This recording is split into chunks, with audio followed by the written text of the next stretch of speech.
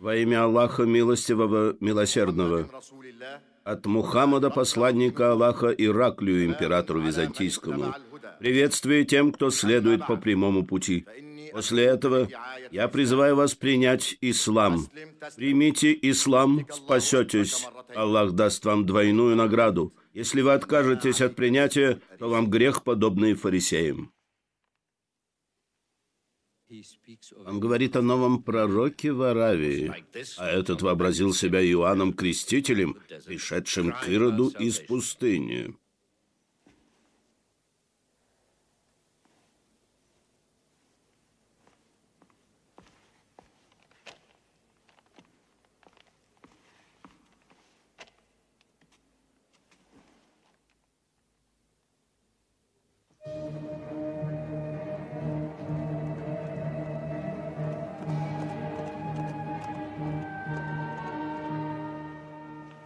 Окрасу патриарху Александрии.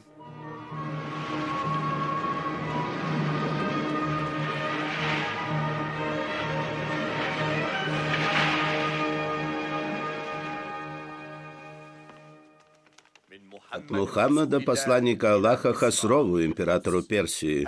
Я призываю вас принять ислам. Примите ислам, спасетесь. Аллах даст вам двойную награду. Если вы откажетесь от принятия, то вам грех язычников.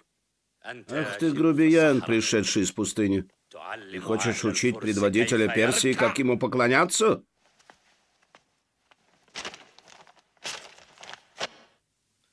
Мухаммад, посланник Аллаха.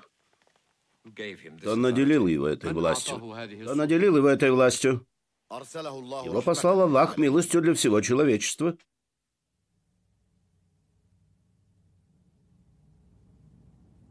Фильм Ко Интернешнл представляет «Послание». В главных ролях Хамза Абдулла Гаяс, Хинд Мунна Васиф и другие.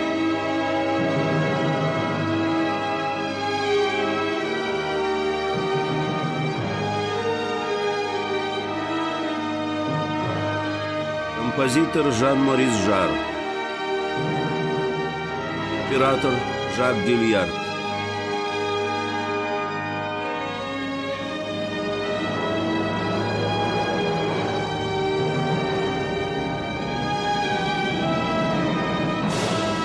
Продюсер и режиссер Мустафа Аль-Аккад.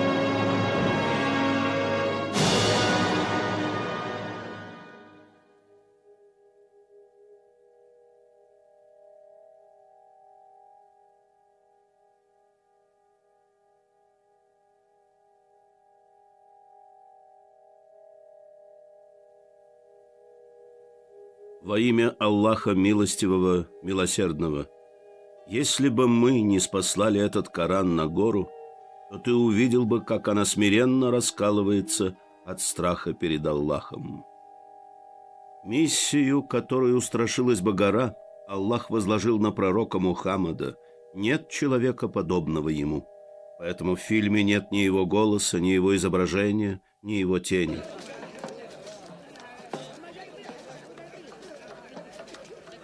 В VI веке нашей эры мир плыл во тьме.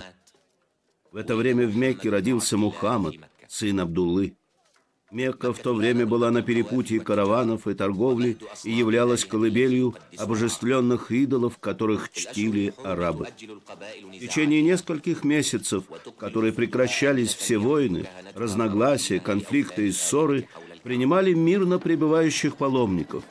Их священники приносили жертвы для своих идолов, расположенных вокруг Каабы.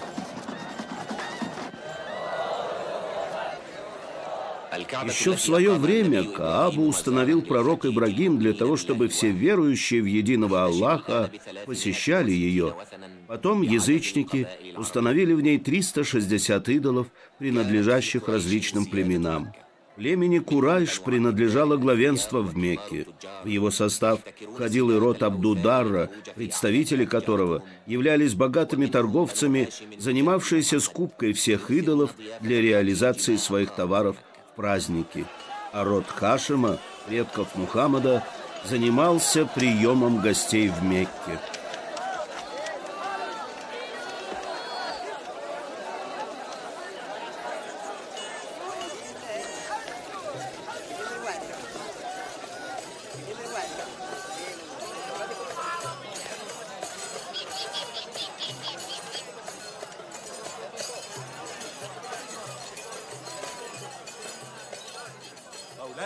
Господин Умейя?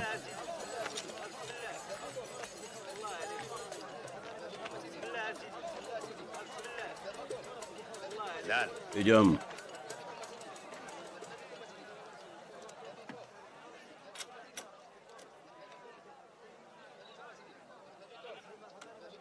Здесь не хватает. Как? Я уже 5 лет оплачиваю этот долг. Разве ты не понимаешь?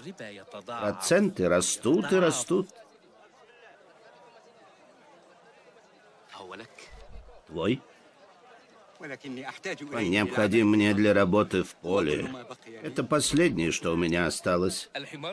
Осел не пойдет даже за половину. Мальчик. Мой сын.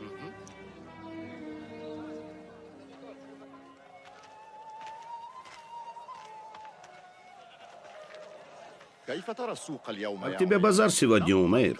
Пока не разобрался. Но караваны прибывают один за другим. Боги в этом году из золота. Если будет соответствие между богами и торговлей, возрастут наши прибыли, Абу Суфьян. Я вижу, прибыл караван из Сирии. В этом году он прибыл рано, поэтому добавь еще 5 слуг для них. А сколько баранов резать? 70? Нет, 100. Пусть знают гостеприимство Мекки. И добавь 10 баранов для их руководителей. Кто научил людей? Кто научил людей тому, что богатство их восхваляет, когда они его раздают? А если дрожат над ним, то над ними смеются.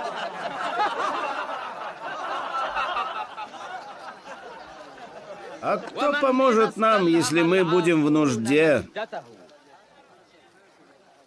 Конечно, это Абу Суфьян, вдохновитель. Он сын Харба, и он водит караваны куда пожелает. Ему везде почет. Он понимает поэзию и одаривает поэтов щедро.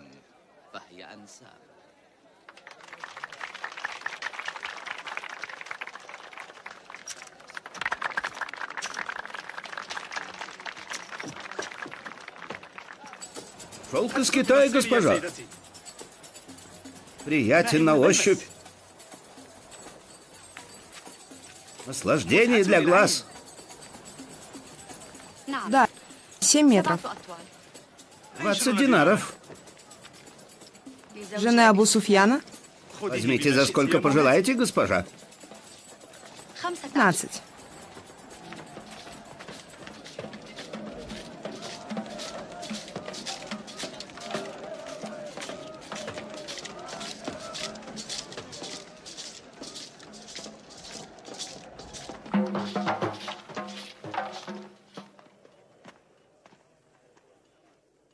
Вот это хорошо.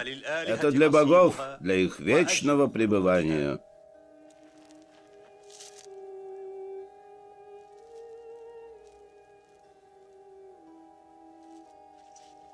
Абу Лахаб, что за человек там стоит?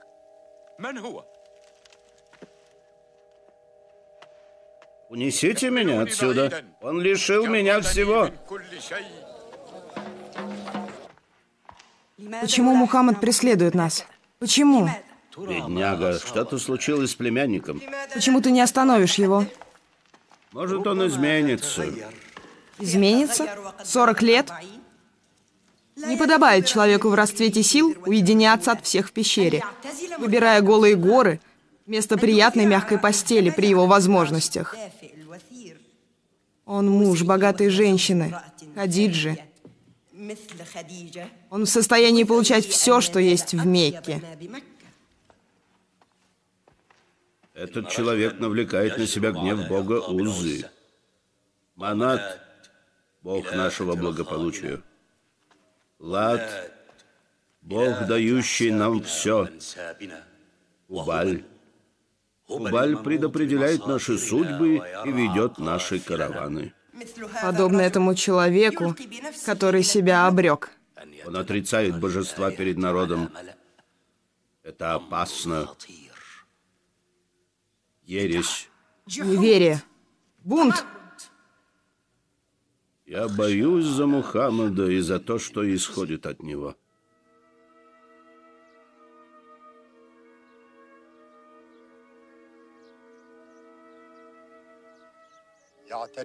Появляется у меня печаль при виде базара. Возможно, я уже его не увижу в следующем году.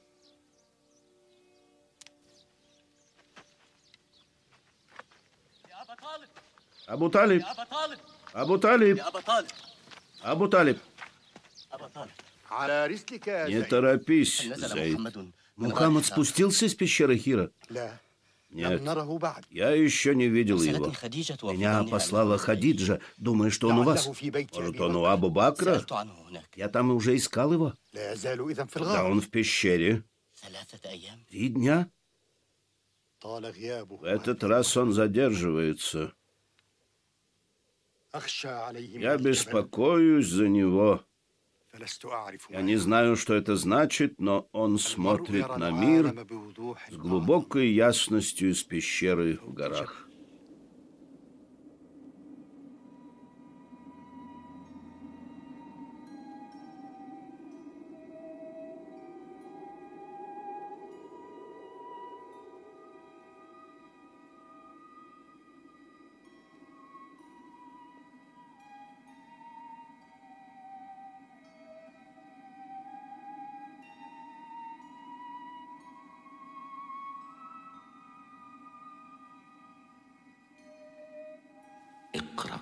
Читай во имя Господа твоего, который сотворил все сущее, сотворил человека из сгустка крови. Читай, ведь твой Господь самый великодушный. Он научил посредством письменной трости, научил человека тому, чего тот не знал.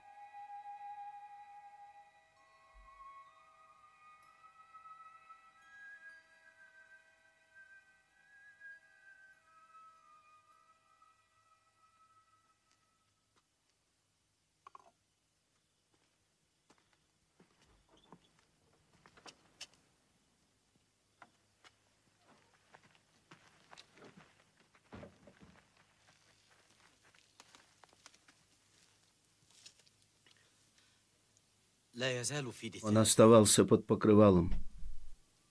Откровение сдавливало его. Он не мог поднять руки. Его била дрожь. При этом лоб его покрылся потом. Он говорил: «Зейд, что случилось с моим племянником Мухаммадом?»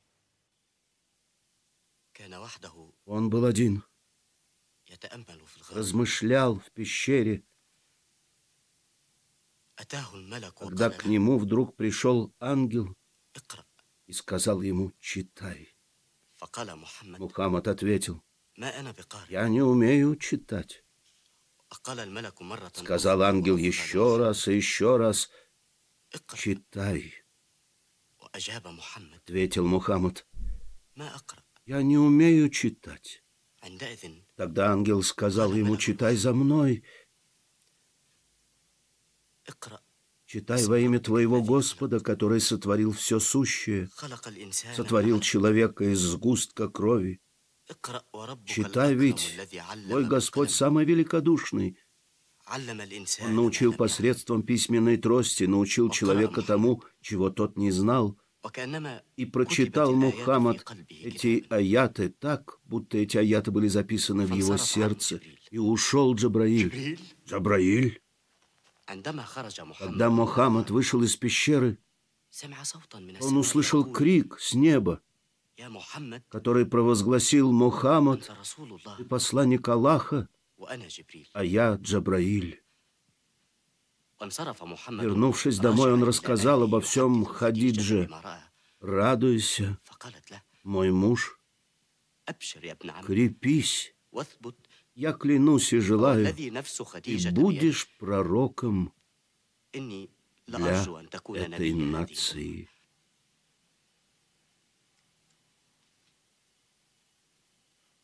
Кто знает об этом, Зейд? Первыми, кто узнал об этом, были Хадиджа, Али и Абу Бакр. А ты? Я его приемный сын.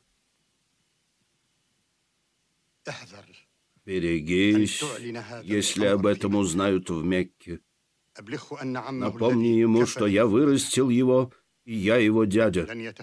Я никогда не брошу его. Чего хочет Мухаммад своими призывами? Не знаю, но хотелось бы знать. Пещера, ангелы — это ересь. А что говорит Абу Суфьян? Он смотрит на это, как на проделки рода Хашима. Как это может быть ересью, если раньше уже было подобное? А в Мекке это ново. Разве Аллах не посылал Нуха, Мусу, Ису и других пророков?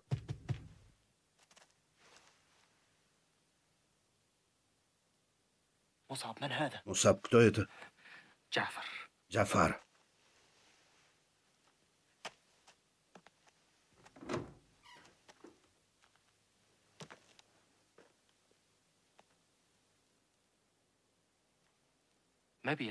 Что у тебя в руке? Сура из Корана.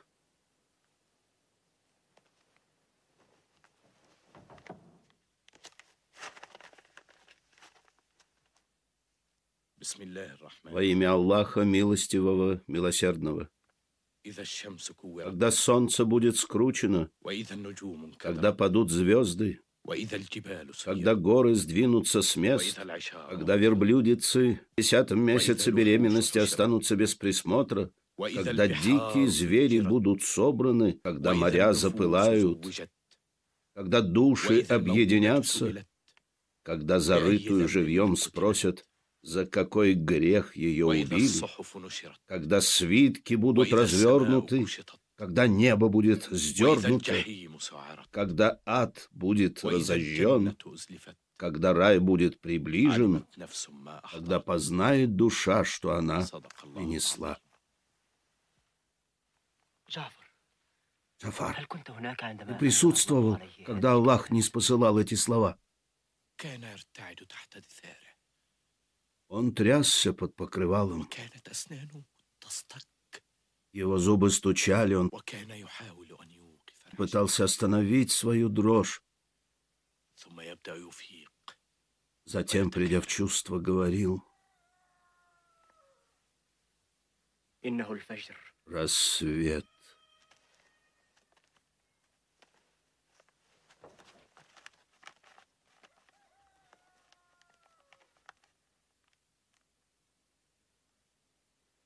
Уходи ты, Аммар.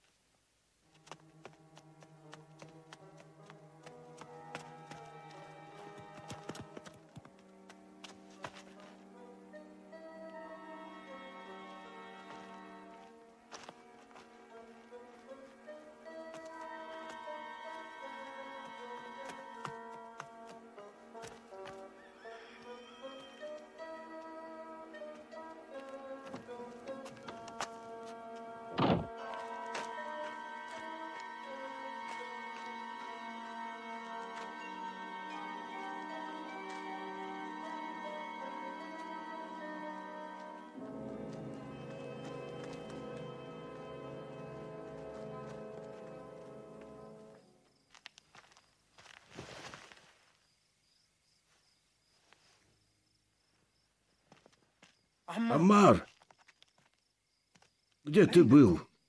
Твоя мать не спала всю ночь, беспокоясь о тебе. Где ты был?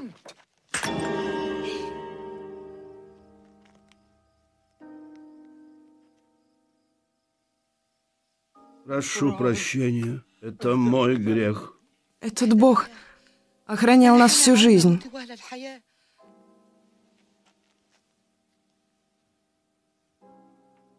Но он не смог сохранить даже себя. Как ему можно поклоняться? Истинный Бог, тот, чей глаз достигает нас, а наш не достигает его. Омар, мы видим божества Каабы каждый день. Омар, ты прислушиваешься к людям, которые ведут тебя к гибели. Я прислушаюсь к Мухаммаду, мама. Мухаммад? Вся Мекка знает, что он честный и правдивый. Он, который раздает милостыню и жертвует последним. Он желает мира всем людям. Но я недоволен тем, что он ошибается в отношении истинности божества. Божества? Какие божества? Те, которые довольны тем, что люди умирают с голода, что богатые обманывают бедных, а сильные угнетают слабых и считают божествами тех, кто разрешает убивать отцам своих безгрешных, невинных дочерей? Ты считаешь божествами тех, которые не дают женщинам свободного выбора благородных мужчин? Ты желаешь, чтобы она жила так до смерти? Твоя мать не была недовольна, насколько я знаю. Вспомни, Ясер. Мы бы не были вместе, и ты бы не родился у нас, Омар.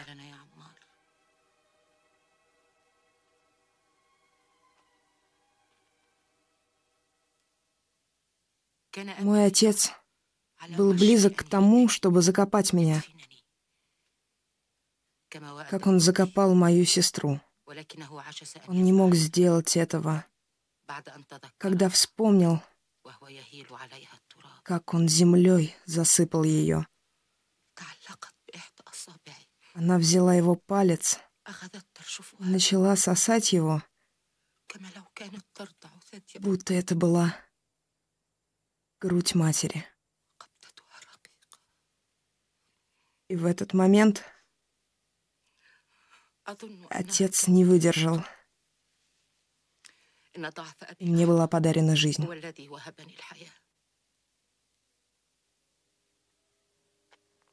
Как принято, Сумейя. Да, это неверно, Ясир. И божества довольны этим. Они не заслуживают поклонения.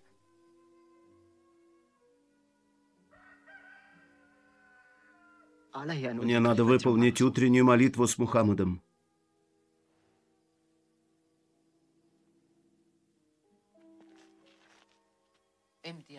Иди, сынок. Иди к Мухаммаду. Он человек благословенный.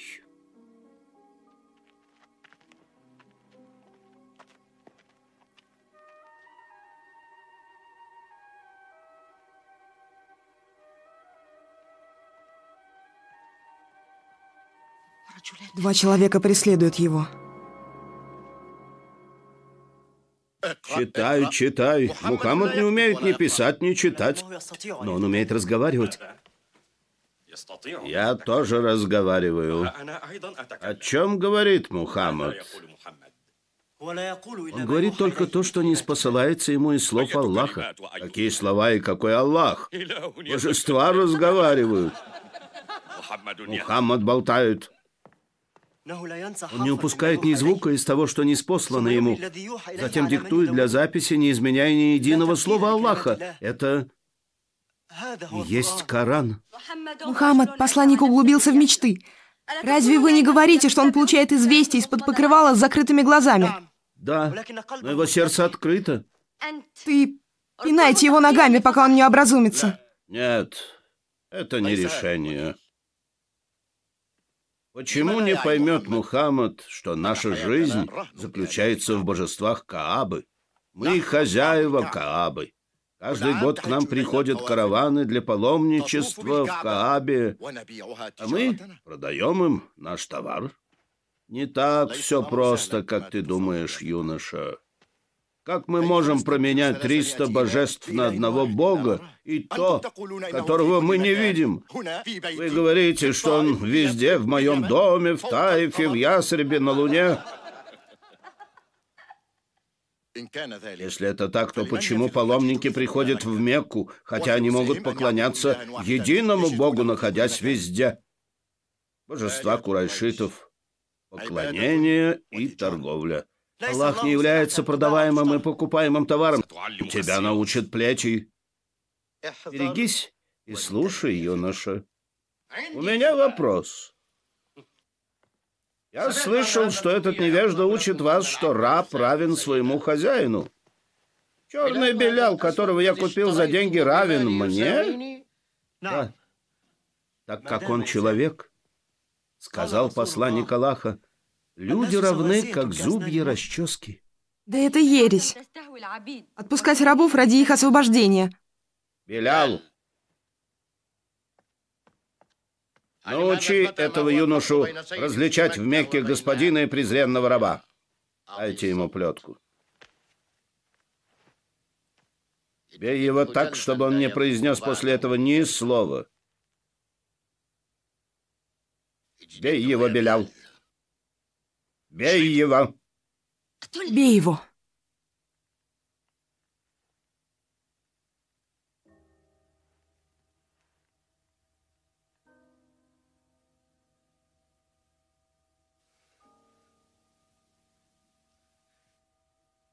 Бей его.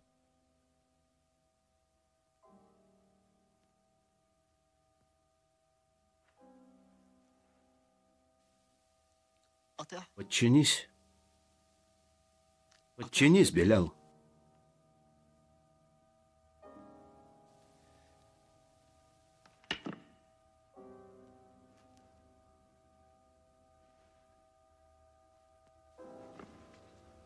Делай. Побереги себя. Вы видите, как развивается порча в Мекке? Дошла до наших рабов? Даже если раб считает себя человеком, он должен поклоняться только тому божеству, которому поклоняется его господин. Я владел твоей душой и телом, когда купил тебя. Белял, и я вылечу тебя.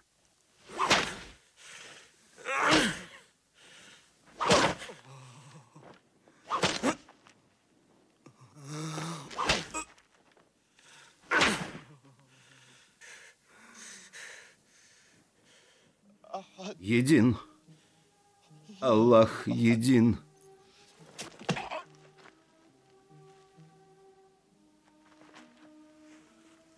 Кто сильнее? Аллах един. Аллах един. Говори. Твой господин или единый Бог? Един. Един. Аллах един. Един. Един.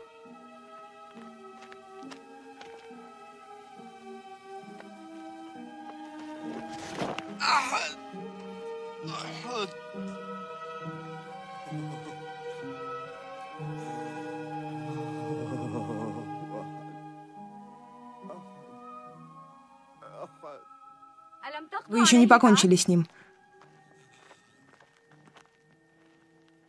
Раб не кричит от боли. Он баламутит других рабов. Умейя? Умейя?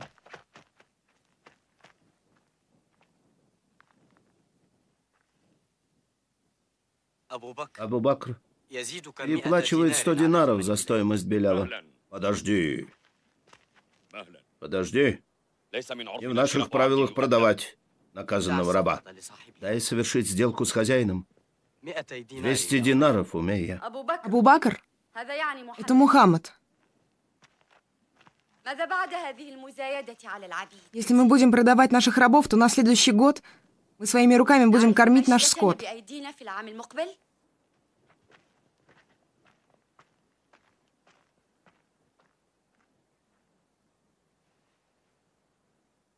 Возьми. Он мне не нужен.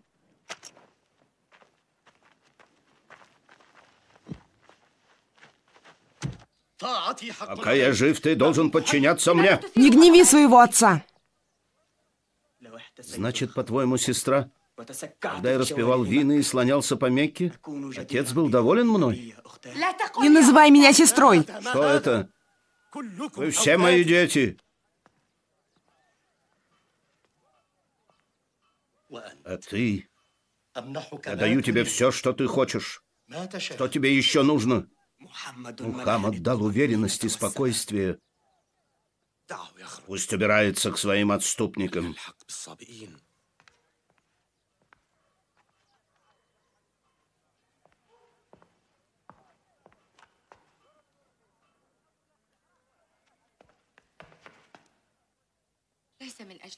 Если не ради себя, то хотя бы пожалей своего отца.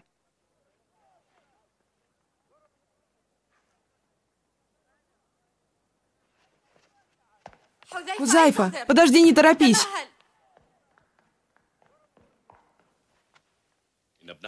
Твой племянник ругает наши божества, обвиняет наших отцов в заблуждении и портит наших детей. Не торопись, Абу Хаккам. Если бы я знал, что он портит наших детей, то я бы не молчал. Если бы он был плохим, лучшая молодежь Мекки не следовала бы за ним. Что о нас скажут арабы?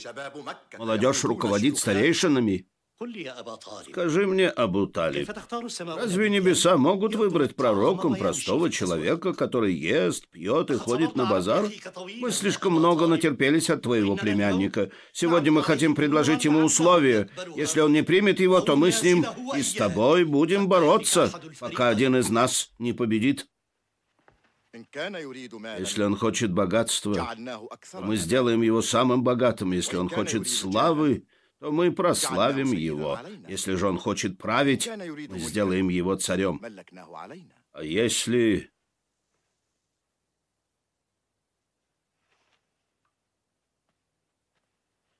Если он хочет власти, то мы отдадим ему ключи от Каабы.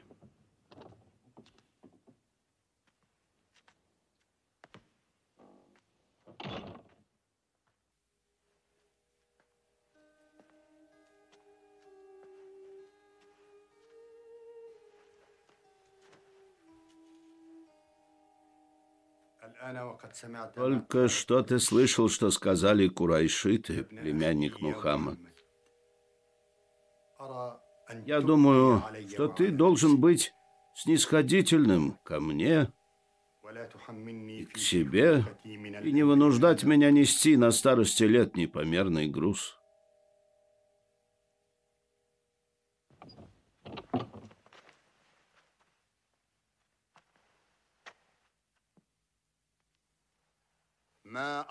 Как Мухаммад велик.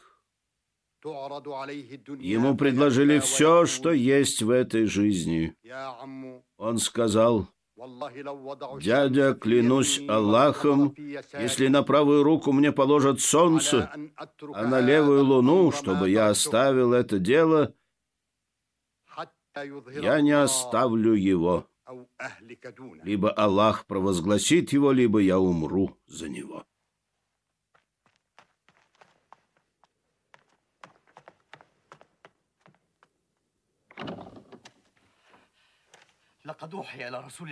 Посланнику Аллаха пришло знамение провозгласить его призыв открыто, чтобы слышал весь мир. Нет Бога, кроме Аллаха. Ему поклоняемся, только Ему, если даже против этого неверные. Нет Бога, кроме Аллаха. Мухаммад, посланник Его. Во имя Аллаха мы провозглашаем открыто наш призыв. Во имя Аллаха мы выходим из темноты к свету.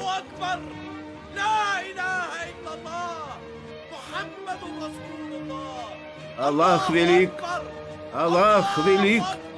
Нет Бога, кроме Аллаха. Мухаммад, посланник Его. Аллах велик, Аллах велик.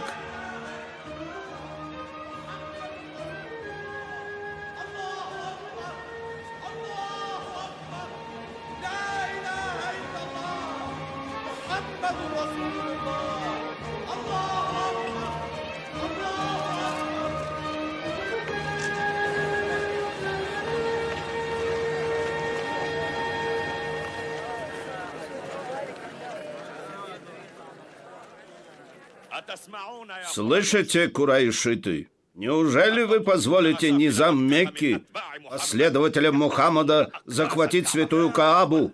Нет, клянусь Хубалем, мы бросим их в огонь пламенный. Пламенный огонь! Пламенный огонь! Пламенный огонь!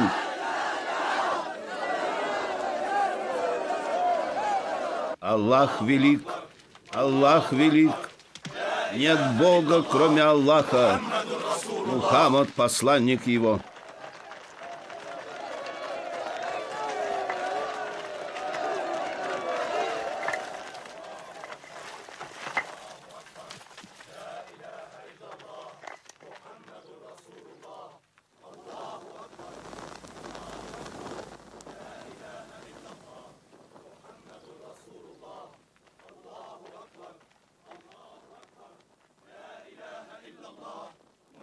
Жги!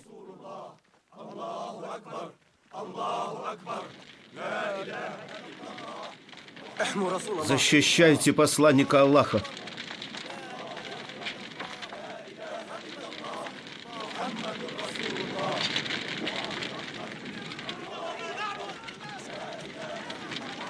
Да отсохнут руки Абу Лахаба, и сам он уже сгинул. Не помогло ему богатство, и он ничего не приобрел. Он попадет в пламенный огонь, жена его будет носить дрова, а на шее у нее будет плетеная веревка из пальмовых волокон.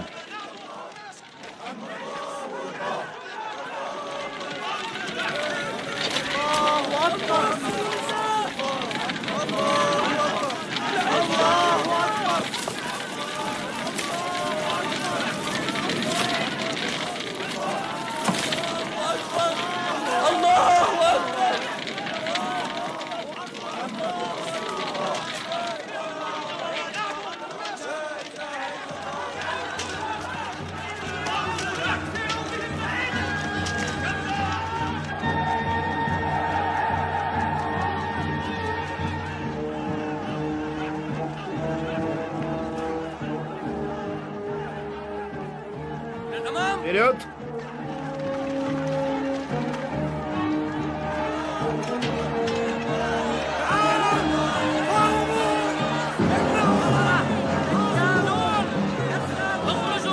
Вон из Мекки! Вон из Мекки! Лгун! Колдун! Вон из Мекки!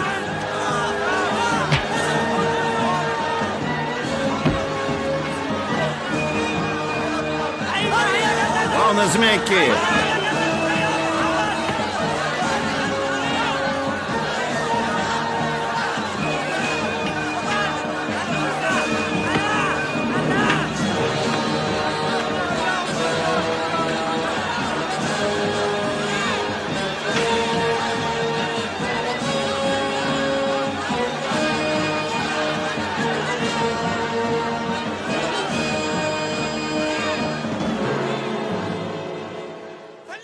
Пусть видят все люди.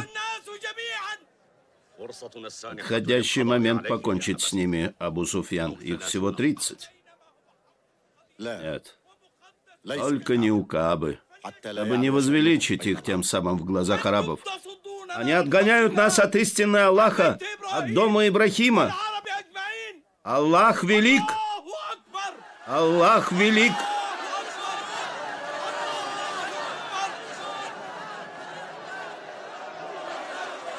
Пусть идут.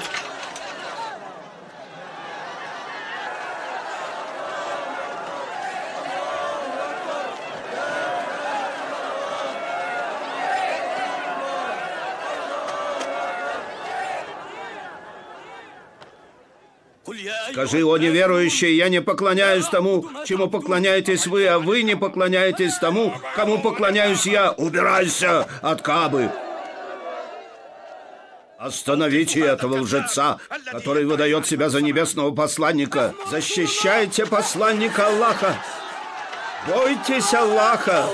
Бойтесь Аллаха.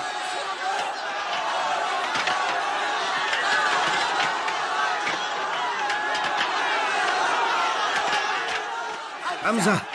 Хамза!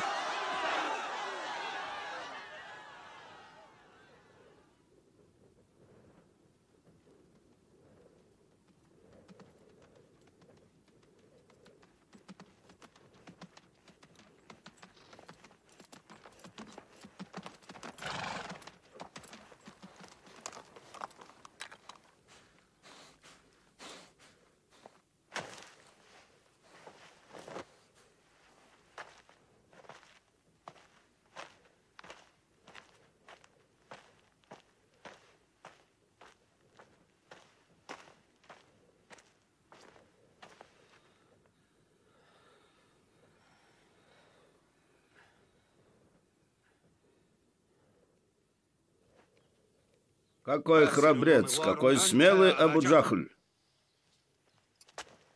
Когда ты имеешь дело с безоружными людьми, потому что они следуют за этим выдумщиком. Как вы можете так говорить, если вы ему не даете права высказаться? Мухаммед лжец. Дай сдачу, если осмелишься.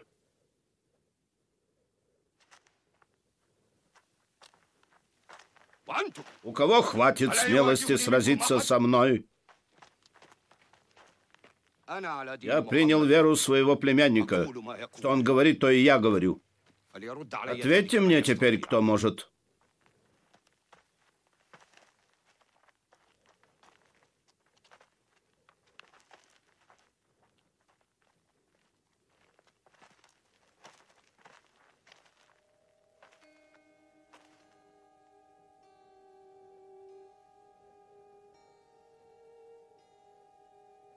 Мухаммад, племянник, когда я скакал ночью по пустыне, я постиг, что Аллах выше, чем то, что Он поместил за 4 стенами.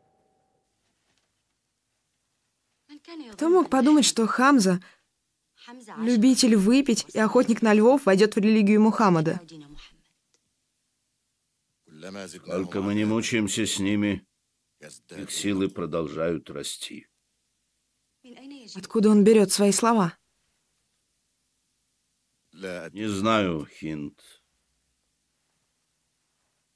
Как неграмотный человек, достигший 40 лет, спустившийся с горы без знаний и без учителя, перещеголял красноречием курайшитских поэтов.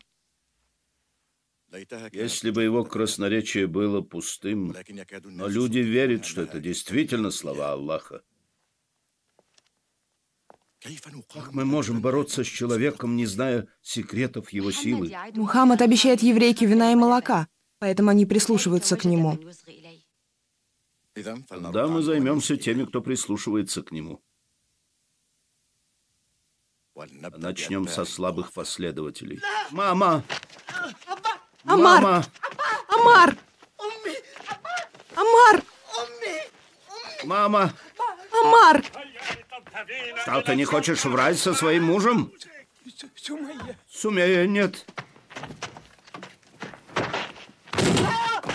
Мама! Оставьте ее! Ясер! Ясер! Ясер! Нет, нет, нет!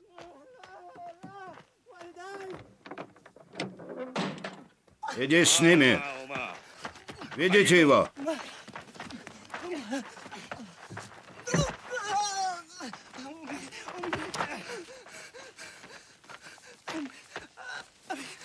Нет Бога, кроме Аллаха!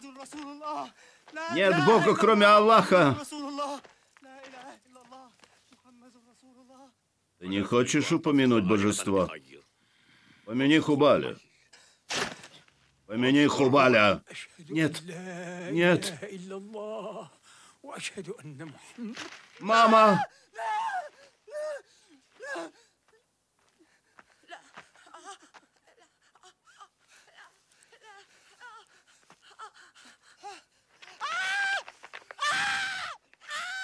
Мама! Мама!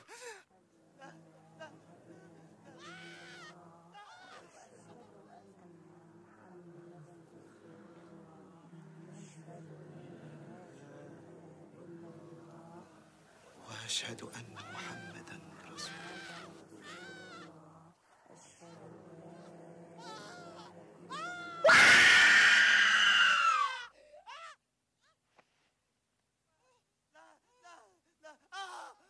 Хубаль! Хубаль! Хубаль!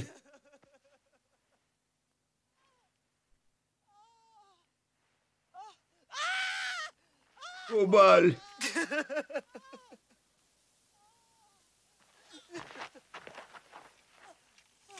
Упомяни Хубаля. Упомяни Хубаля. И брось религию Мухаммада. Хубаль! Нет Бога, кроме Аллаха. Мухаммад, пророк его. Негодяйка! Негодяйка!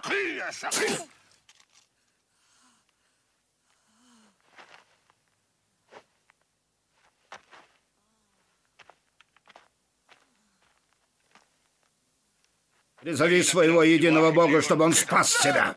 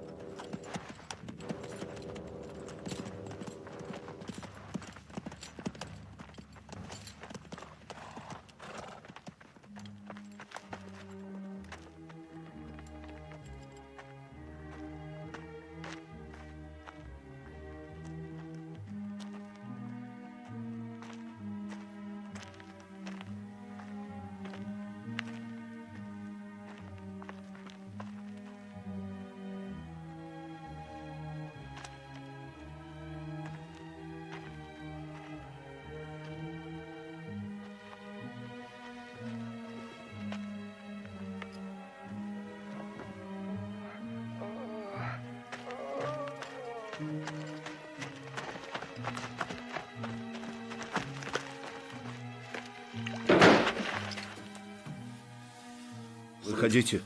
Выходите, братья.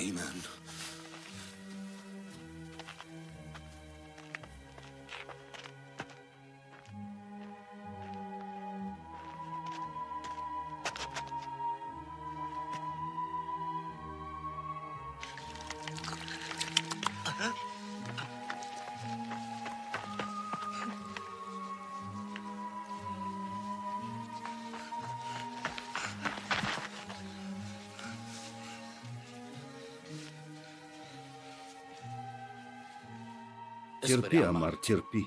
Сообщил пророк о твоих родителях. Он сказал: терпение семье Ясера, им обещан рай.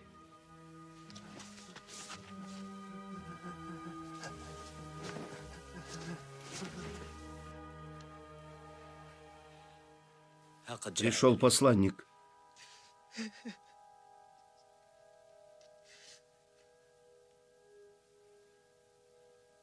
О, посланник, как я могу теперь смотреть тебе в глаза? Я ругал тебя. Я упомянул их божество. Как?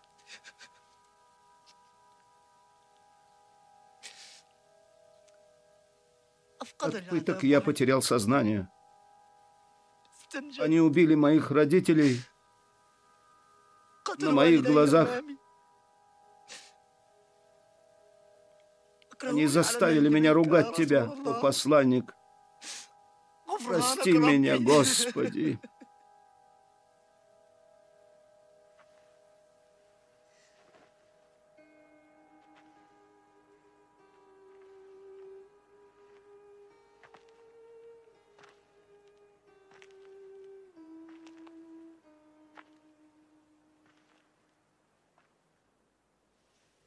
Будь богобоязненным, Амар.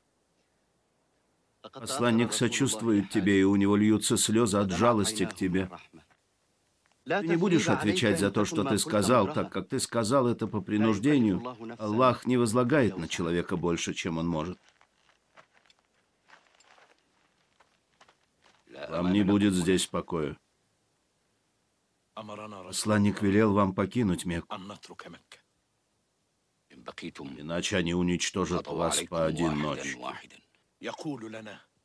Перебирайтесь в Абиссинию. Там царь не угнетает никого.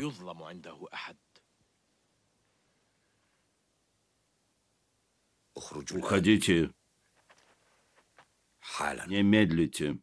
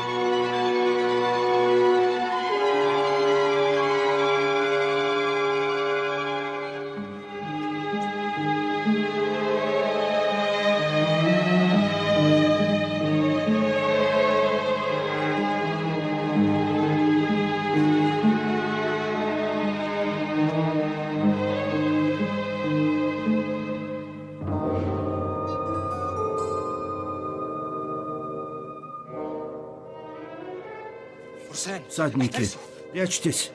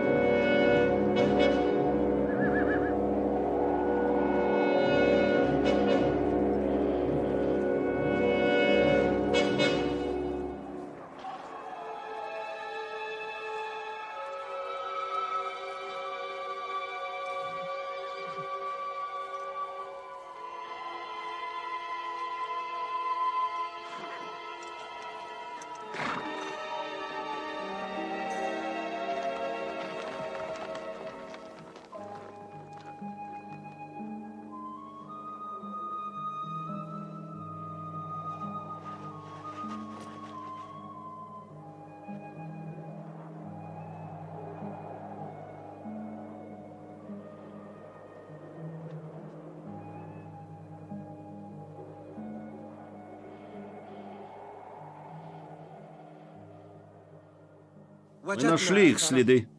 Мы преследовали их. Но казалось, что кто-то нас водит по кругу, как они ушли от всадников. Пропали. Исчезли. Мухаммад остался в Мекке. Шли только слабые.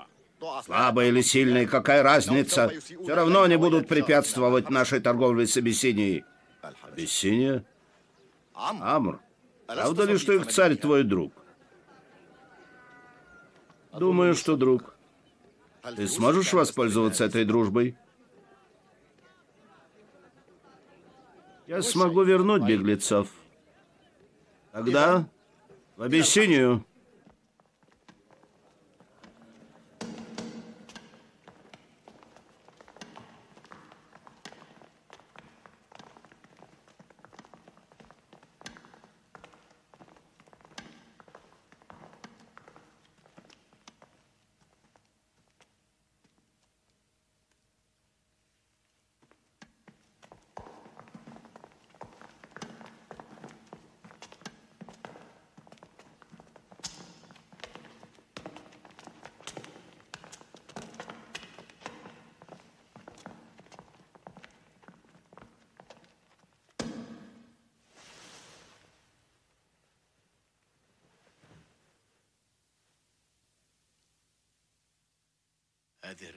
Сейчас мы увидим, как эти шеи будут униженно преклоняться. Разве вы не кланяетесь своему пророку? Мы не кланяемся никому, кроме Аллаха. Мухаммад говорит, что он раб и посланник Аллаха. Посланник Аллаха? Где знамение этому, Джафар? Он взошел на небо или ходит по воде? Или исцеляет больных? Или делает слепых зрячими? Или воскрешает мертвых? Где это знамение? Это верно. Не может быть пророка без знамения. Для того, чтобы люди знали, что он действительно посланник Аллаха. Знаменем Мухаммада является Коран. Слова, произнесенные неграмотными, это призыв к вере Аллаха? Это разве считается для царей доводом? Но я знаю, что Бог послал огонь к апостолам и дал им возможность говорить на многих языках, которые они не знали до этого. Но я спрашиваю, разве это может быть знаменем в наши дни? Я слышал достаточно. Ваш довод слабый.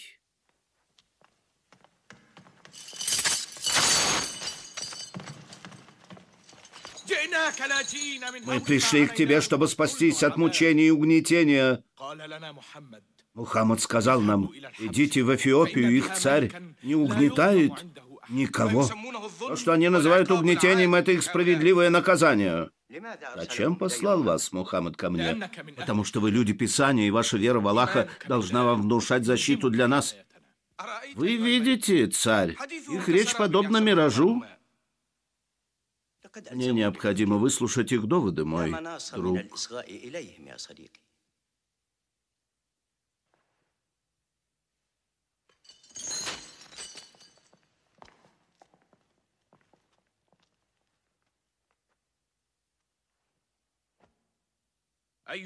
Царь, мы были темным народом, поклонялись идолам, которых своими руками делали из камня и дерева, ели мертвечину, развратничали, не признавали эмира, злословили о соседях, сильные притесняли слабых.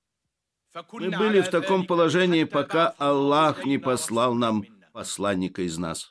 Мы знаем его род и знаем его честность и добродетельность. Он призывает нас, чтобы мы поклонялись Аллаху, Ему единственному, и чтобы мы и наши отцы прекратили поклоняться камню и дереву. Вы клевещете на наших богов. Мы не поклоняемся камню и дереву. Мы поклоняемся Духу, который живет в них. Не может каждый поклоняться и понимать это так, как понимает Амр. Что повелевает вам ваша религия? Она повелевает нам поклоняться Аллаху, никого не брать Ему сотоварищи, быть верным, милосердным, соблюдать добрососедство, прекращать войны и кровопролитие, и запрещает нам разврат, лживые изречения, отбирать имущество сироты и клеветать на высоконравственных женщин. Нравственные женщины? А что говорится в вашей религии о женщинах? В нашей религии мужчины и женщины равны. Что принадлежит им, то принадлежит нам. Что может принадлежать им, если мы их покупаем, кормим, одеваем, чтобы они нам служили?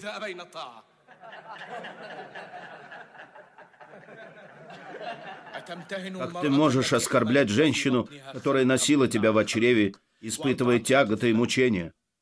Затем вскармливала грудью, когда ты был младенцем, и проводила бессонные ночи. Амр, почему онемело твое великое божество? Его заставил замолчать их единственный Господь? Наш Господь. Господь всех людей. Господь Ибрахима, Мусы, Закарии, Яхьи и Исы. Мы не разделяем их. Кто вас научил всем этим именам? Коран, который ниспослан Мухаммаду.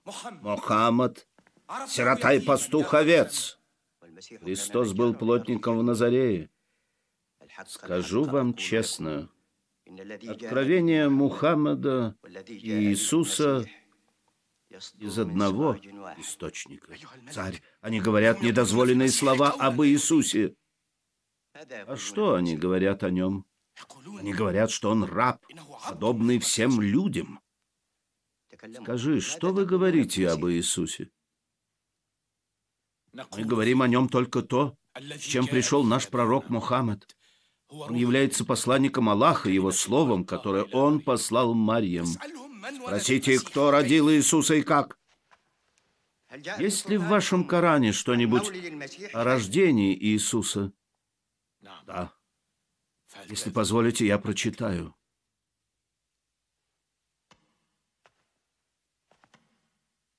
Говори, что у тебя?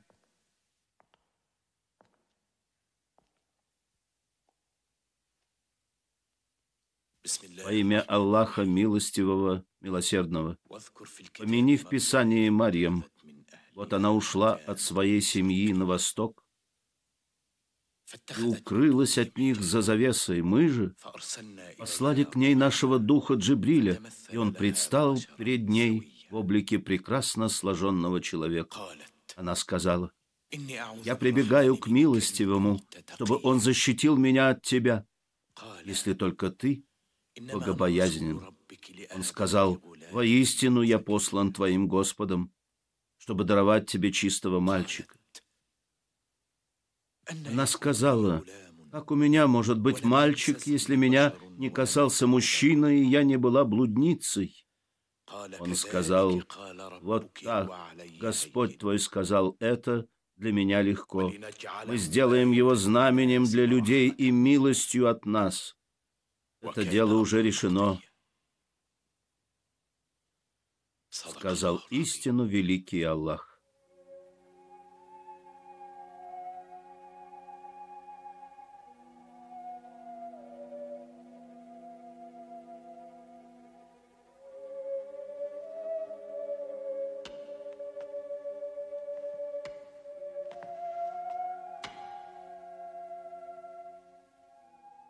Нет различия между нашими религиями больше, чем эта линия. Амр, клянусь, я не выдам вам их даже за горы золота.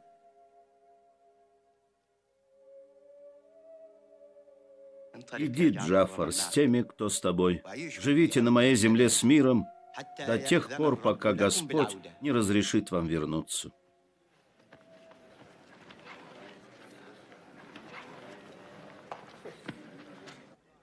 Это недопустимо! Недопустимо! Мухаммад лишил нас, наших союзников среди чужеземцев, отделив его, род Хашима и всех, кто содействует им, из курайшитов. Ничего не продавать Мухаммаду. Пусть никто не поддерживает его, не защищает его и не пускает к себе в дом. Не продавать и не давать ему пищи, не женить и не выдавать замуж за них. Выгонять их в горные ущелья, или пусть выходят из религии Мухаммада.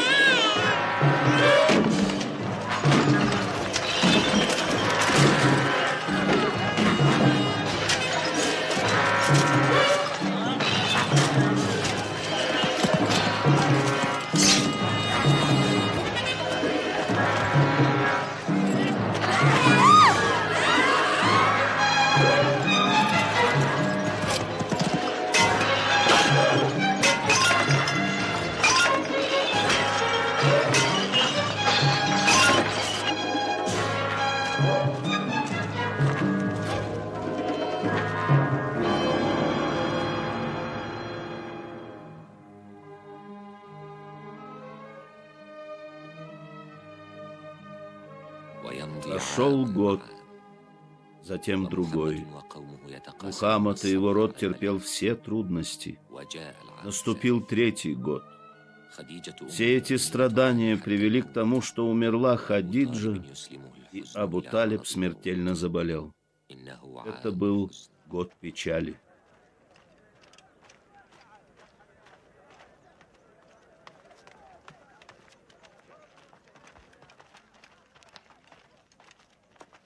Ишам, Сухаль, что это значит? Мы хотим порвать этот листок.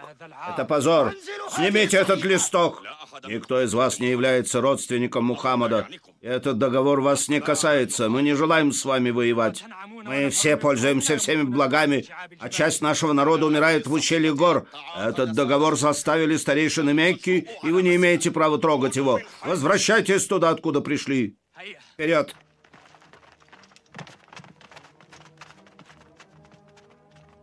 Этот заговор был подготовлен ночью.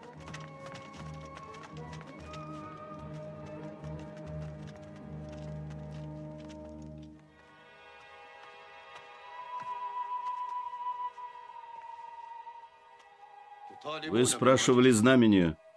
Оно перед вами.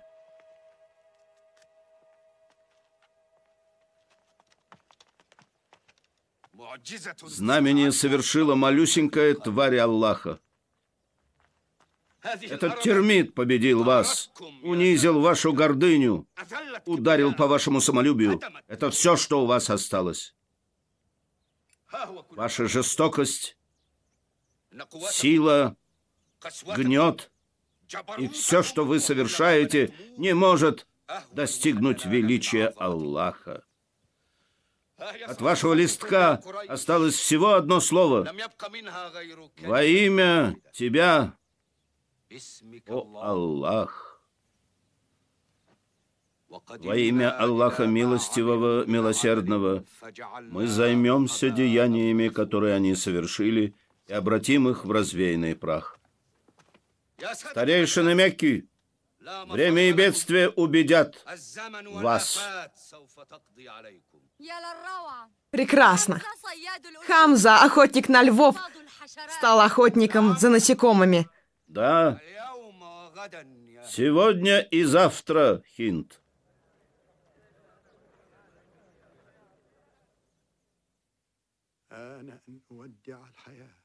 Я прощаюсь с жизнью. Приближается мой час.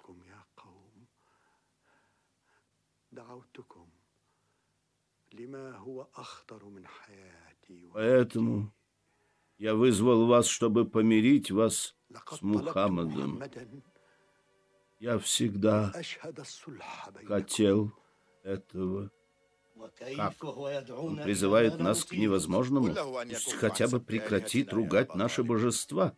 И пусть оставит нашу религию, а мы оставим его религию. Если он согласится на это, то мы будем прислушиваться к нему. Он просит только об одном. Готовы выполнить хоть 10 просьб. А если это касается единобожия, то тогда нет. Вы боитесь слушать его. Куда? Куда? Куда?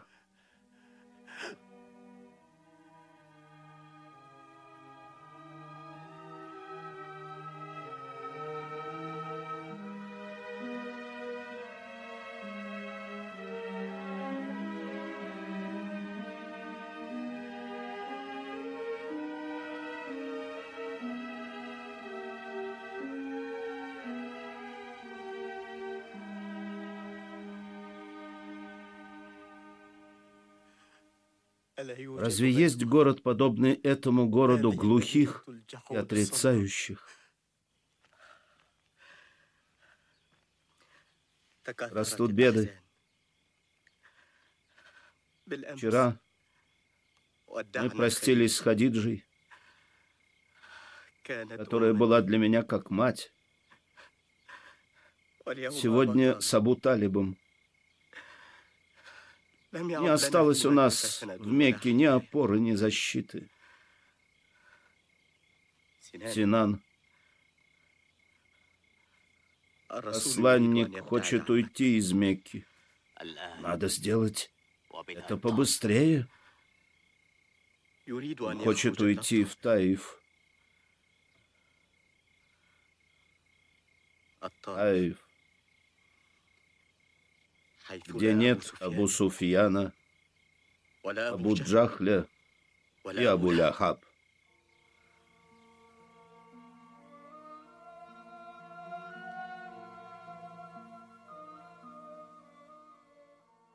Мухаммад отправился в Таиф, второй по значению арабский город, и с ним его приемный сын Зайд, желая найти там убежище, которое он потерял в Мекке.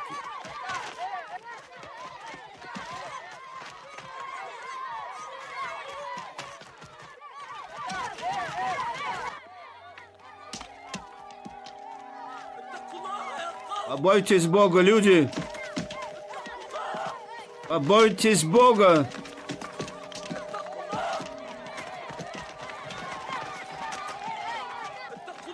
Побойтесь Бога!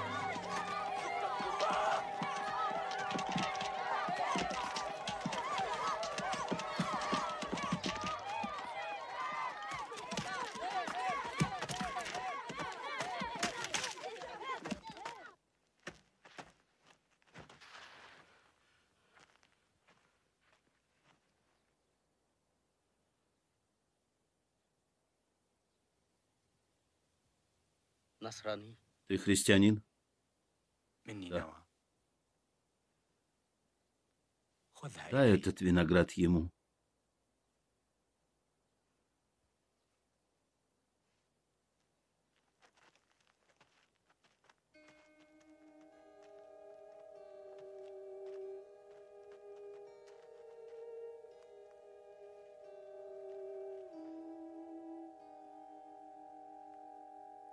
Кровь течет из ног его.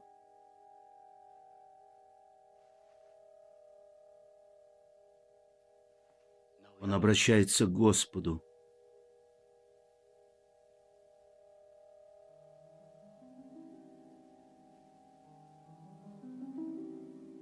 О Аллах, Тебе я жалуюсь на недостаток силы, беспомощность и униженность среди людей.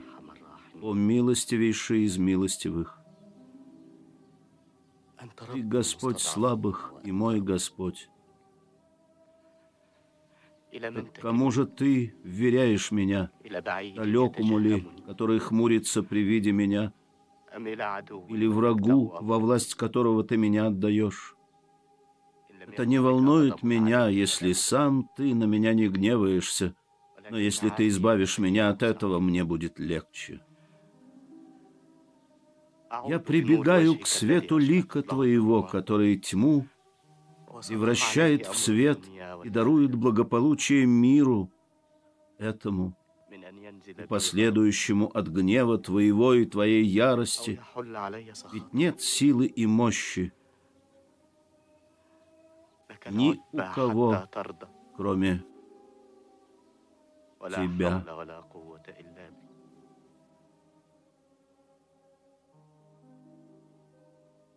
Я советую вам покинуть Таиф. Не станет Таиф мирным городом.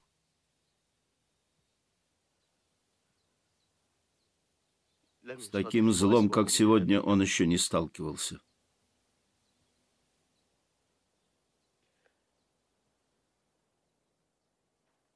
И ответил Аллах на просьбу своего пророка. В течение года группа паломников из Ясриба тайно приняла ислам. А на второй сезон хаджа незаметно для курайшитов съехались представители других, постоянно враждующих племен Аус и Хазрадж, чтобы присягнуть в том, что они будут помогать и поддерживать друг друга. Также они изъявили желание, чтобы пророк переселился к ним и избавился от постоянного преследования. Но присяга не будет действительной до тех пор, пока они не узнают, на что присягают. Не торопитесь, люди, ибо если вы присягнете, будете бороться со своими арабоязычниками. Вы присягаете на то, что иноплеменные верующие – ваши братья, а неверующие – враги, если даже они ваши родственники. Вы присягаете тому, что уничтожите ваших идолов из камней, разломаете ваших истуканов. Если вы выдержите все это, то присягайте. Если же боитесь за себя, то не присягайте. Мы клянемся тем, который послал тебя истинно, что мы будем защищать тебя так же, как мы защищаем себя, своих детей и свои семьи. На это мы присягаем посланнику Аллаха, и если кто нарушит присягу, то пусть пеняет на себя. Мы свидетельствуем Аллаху и его посланнику, что мы, племена Аус и Хазрадж, являемся ансарами. И присягаем посланнику Аллаха во всем слушаться его и подчиняться ему ради победы ислама, жертвуя собой, детьми и имуществом. А также будут открыты наши сердца и дома для мухаджиров, наших братьев по исламу.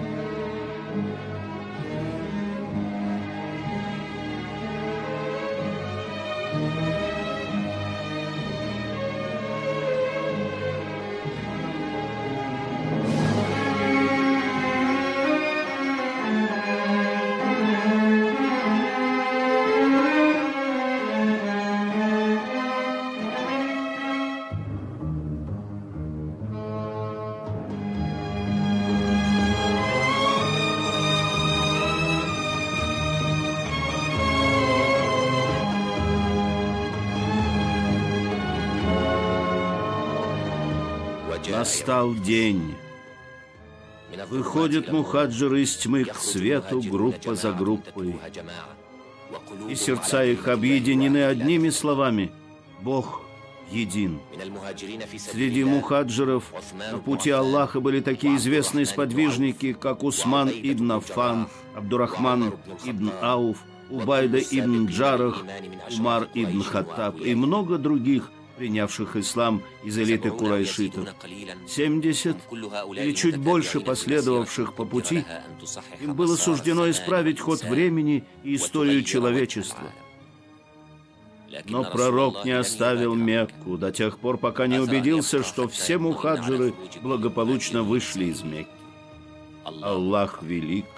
В день, когда пророк прибыл в Медину, началась история летоисчисления ислама, то есть со дня хиджры, переселения. Мухаммад стал нацией. Его приняла Медина. Присягнул и составил договор с ним твой народ, а ты спишь, Ибн Салюль. Вчера у тебя забрали власть, а ты, лежа в постели, мечтаешь о славе. Тебе не будет сладко, Абу Суфьян. Теперь и вы в его кулаке. Ваши караваны теперь должны будут передвигаться тайком, или вы должны будете получить разрешение новых хозяев Ясриба. А ты? Что ты делаешь? Я буду сидеть и выжидать в засаде. До каких пор? До тех пор, пока все арабы и вы не подниметесь и не уничтожите его, чтобы все было как прежде. А во время своего ожидания какую роль ты будешь играть? Я сделаю вид, что приму ислам. Или вы думаете, я оставлю свою родину? Ясрибу нужна жертва. Это же лицемерие. Да, Хинд. Лицемерие, но не принятие. Ибн Салюль сделает вид, что принял ислам, и будет марать свое лицо о землю 5 раз каждый день? Что-то мне не верится. Нет необходимости в этом. Если выгорит наше дело, Мухаммад будет убит. Иди сюда. Смотри, мы разработали план убийства Мухаммада.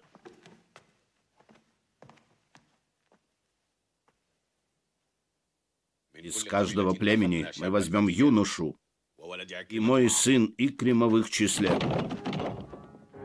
Они одновременно ударят его и поделят его кровь между племенами. Это моя мысль. Я не думаю, что удастся остановить его дело. Останутся его призывы и слова. Мысль Абуль-Хакама разрешит дело. Навсегда.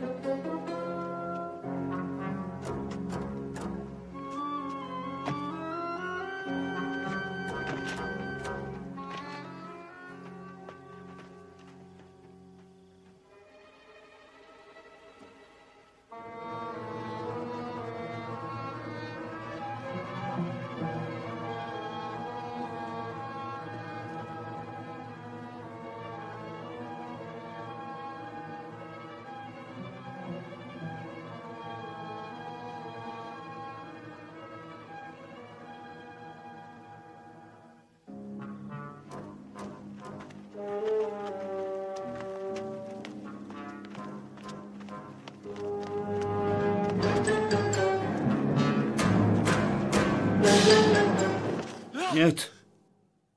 Али спал на его постели. Этот юноша жертвовал собой. С какими людьми мы воюем? Он не должен уйти. На все дороги, ведущие в пустыню, выставить дозор. 100 верблюдов тому, кто доставит Мухаммада живым или мертвым. Их 3. Абу Бакр, Мухаммад и их проводник Рувайкит, лучший знаток в пустыне. Вперед!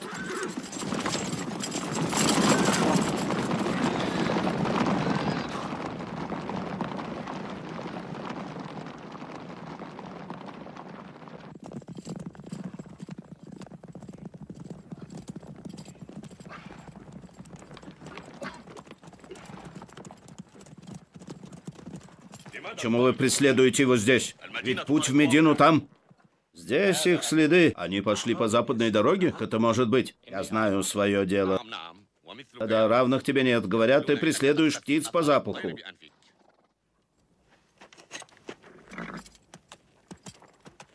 Ладно, идем с вами.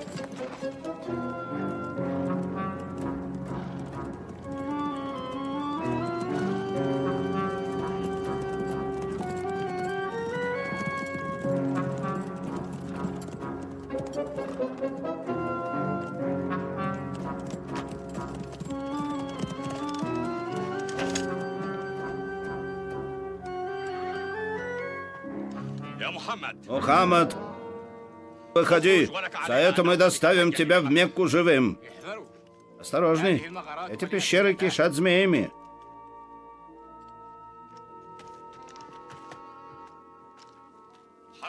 Мухаммад, мы нашли тебя. Выходи.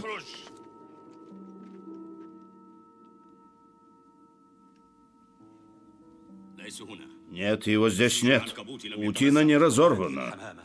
А голуби свили себе гнездо, его не могло быть здесь. Зачем мы углубились так далеко, только зря время потеряли.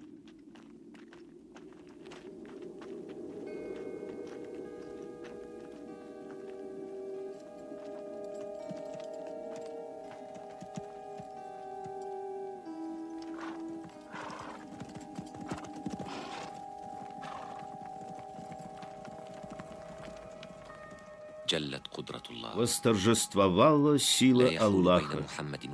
Мухаммада отделяла от смерти тонкая нить паутины. Абу-Бакр, находившийся рядом с ним в пещере, затрясся от испуга за пророка и будущее ислама. А пророк успокаивал своего сподвижника, будучи уверенным в помощи Всевышнего. «Не расстраивайся, Аллах с нами». После пещеры предстояло несколько дней перехода в Медину по огненной пустыне.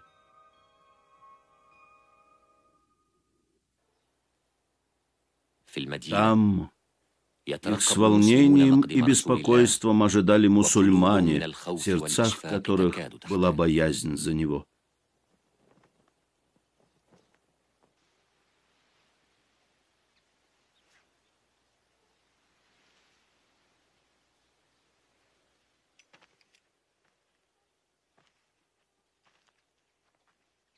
Ну что, есть новости?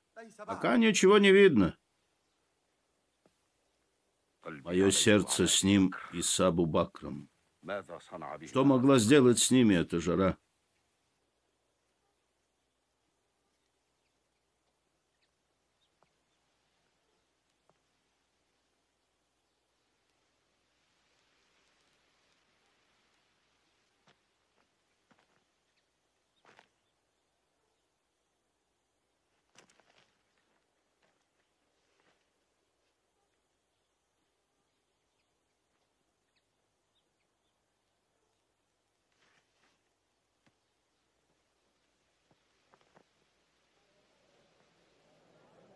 Вот он, посланник Аллаха, посланник Аллаха. Аллах велик.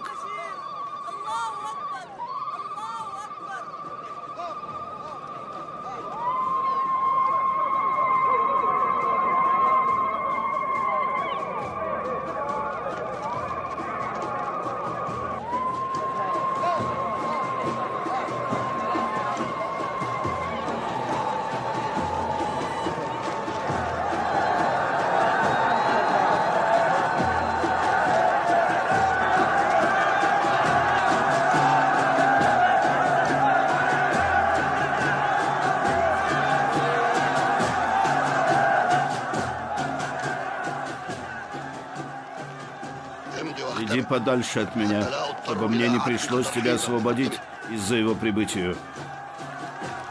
Свет полной луны в ночи направил на нас лучи. Всем тем, кто в нелегком пути поможет дорогу найти. А свет твоих слов, о пророк, цель в жизни найти нам помог. Наш город открыт для тебя, и все мы, Аллаха любя, тебя защитим и спасем. В Медине отныне твой дом.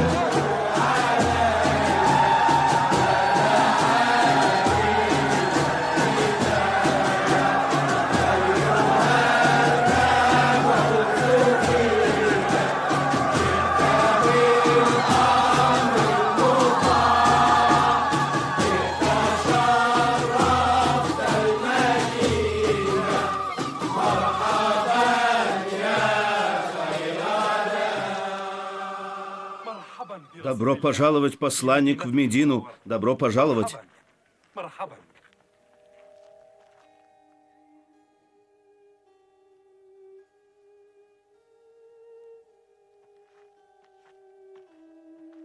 Остановитесь у меня, посланник. Мой дом — один из лучших домов Ясриба и лучшее место для вашего пребывания.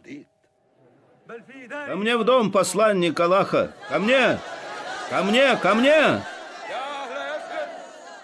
Жители Ясриба, ансары, пророк не желает выделять одного перед другими. Слушайте, люди, слушайте. Посланник Аллаха велел пустить верблюда, и где он остановится, там и построим дом пророка и мечеть. По благословению Аллаха! По благословению Аллаха!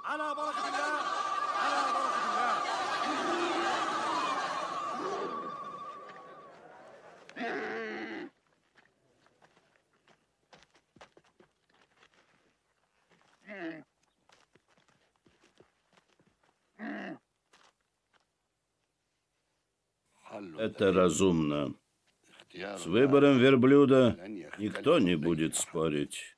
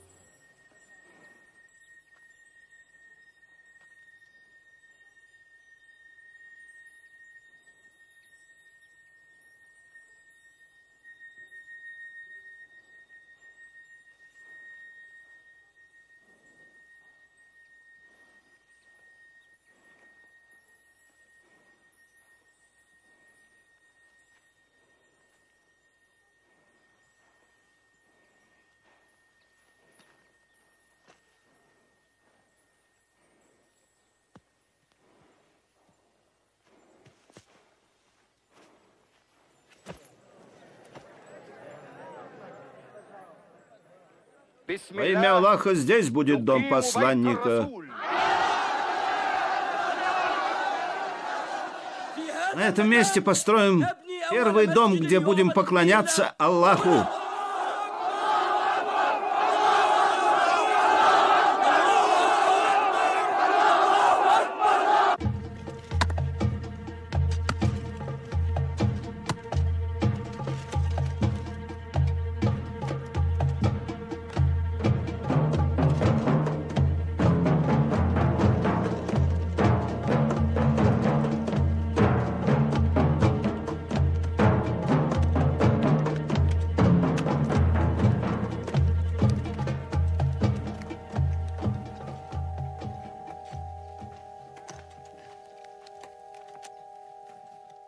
Посланник Аллаха носит на своем плече камни. Разве ему мало того, что они натерпелись при переходе? Вы отдыхайте, мы поработаем.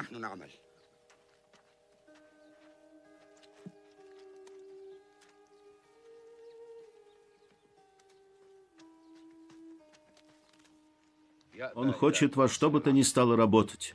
Он учит нас, что работа тоже есть поклонение. Такие тяжести в его возрасте. Ты что, моложе, что ли?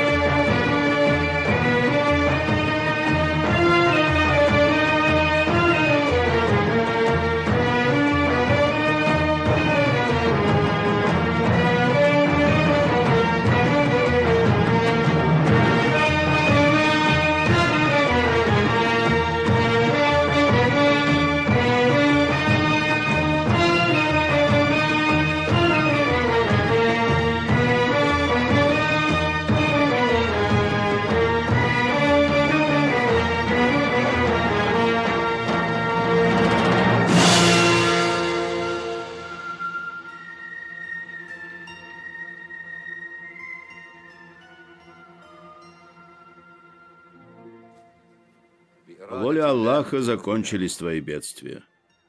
Как мы будем призывать к молитве? Голос верующего будет приглашать к намазу, как решили Умар ибн Хаттаб и группа мусульман,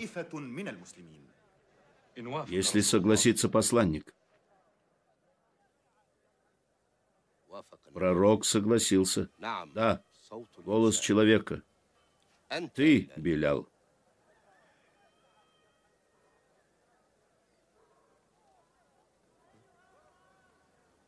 Я? Не колеблись, Билял. Это воля пророка.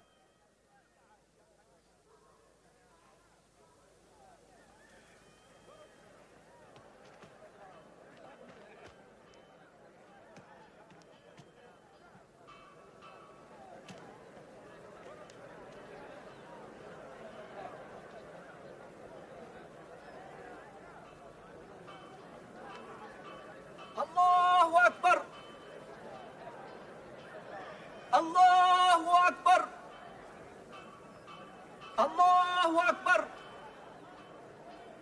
الله أكبر أشهد أن لا إله إلا الله أشهد أن لا إله إلا الله أشهد أن محمدا رسول الله أشهد أن محمدا رسول الله حي على الصلاة حي على الصلاة حي على الفلاح حي على الفلاح الله أكبر الله أكبر لا إله إلا الله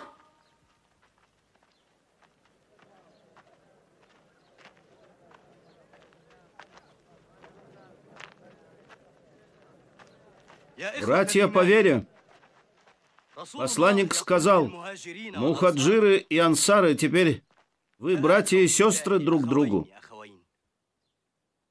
Пусть каждый мединеец обнимет с мухаджира, возьмет его своим братом и разделит с ним свое имущество.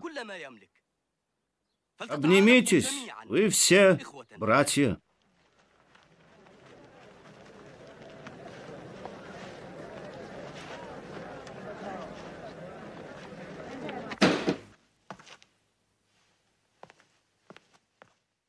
Не хватало мне еще с врагом делиться своим домом. Мухаммад назначил себя властелином. Как дела моего мальчика у них? Он усерден в намазе. Не обжег свои руки. Если не сжечь ее, она сожжет все наши дома. Он приказывает, запрещает, устанавливает законы.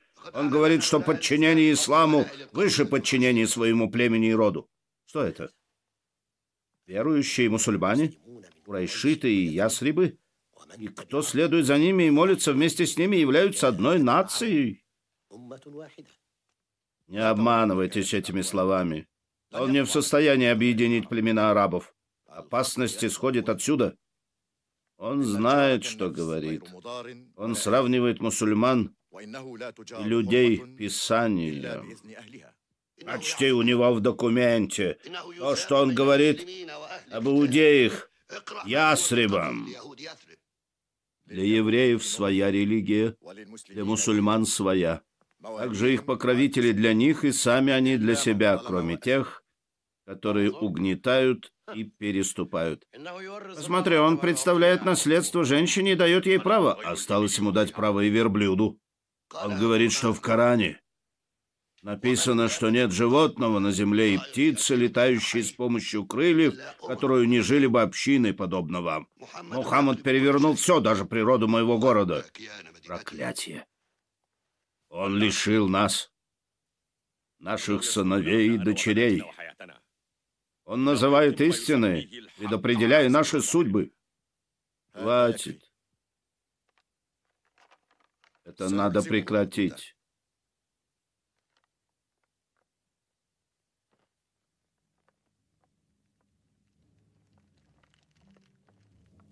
Все, что осталось у мухаджиров в Мекке, все, что осталось у мухаджиров в Мекке, конфисковать. Их дома, верблюдов, пальмы, имущество вплоть до сыновей и дочерей.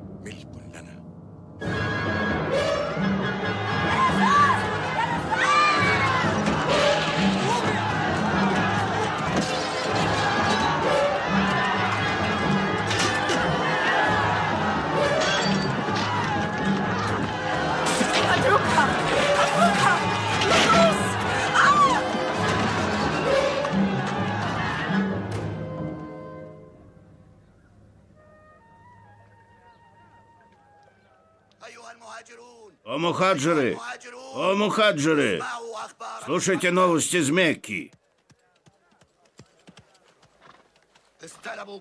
У вас награблено все, что осталось у вас в Мекке. Не оставили ни одного, ни дирхама, ни динара. Товар Абу-Бакра продали. Не пожалели даже дом пророка. Продали все ваше и заполнили свои караваны. И все это безвозвратно. Вы не будете с ними воевать, чтобы вернуть свое имущество? Я что-то слышу о сражении?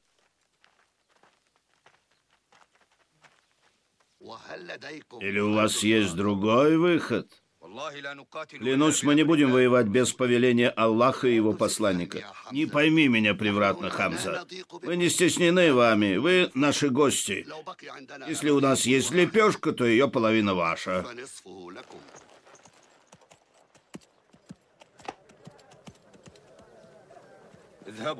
Идите по своим делам.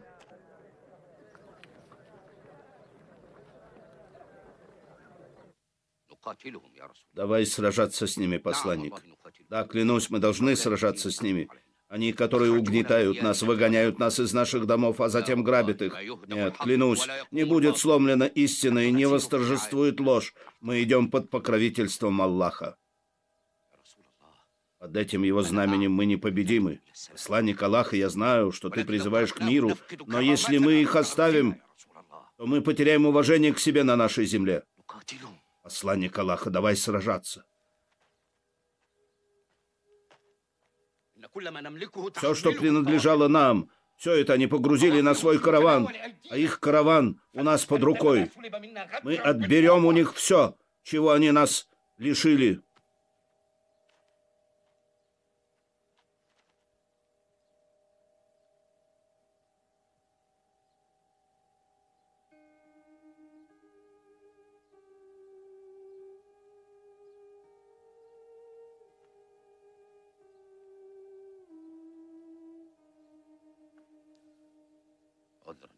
Извините. Извините, что я повысил голос на ваше величие, посланник Аллаха. Но это гнев за Аллаха и за религию Аллаха. Давайте сражаться с ними, посланник Аллаха.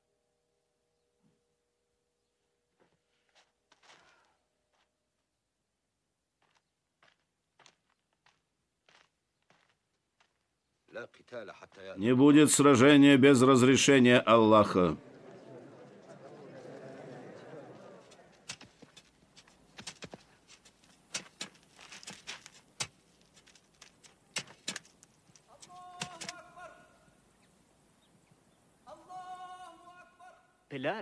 Это Белял?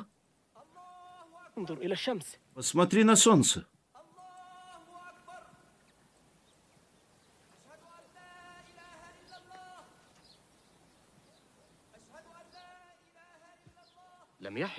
Еще не наступило время намаза.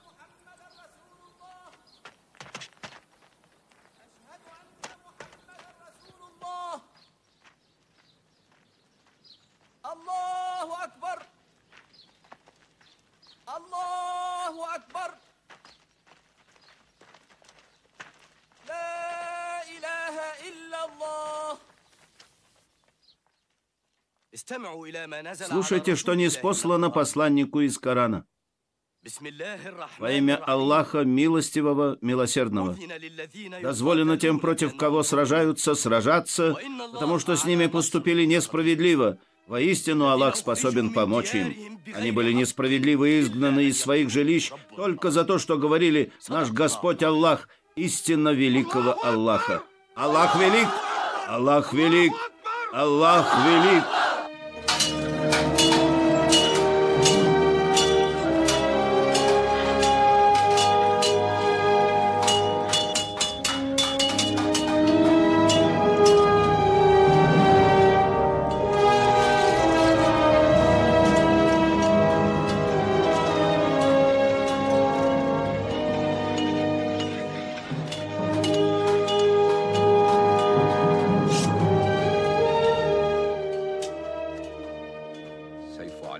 Сабля Али. Первая сабля в исламе.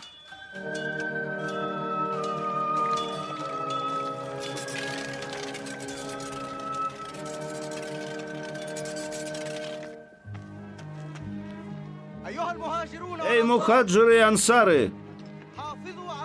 Помните заветы пророка о войне. Не причиняйте вреда старикам, женщинам, детям и больным. Не срезайте деревья. Не трогайте мирных жителей, сражайтесь с теми угнетателями, которые лишили вас вашего имущества. А теперь к колодцам Бадра.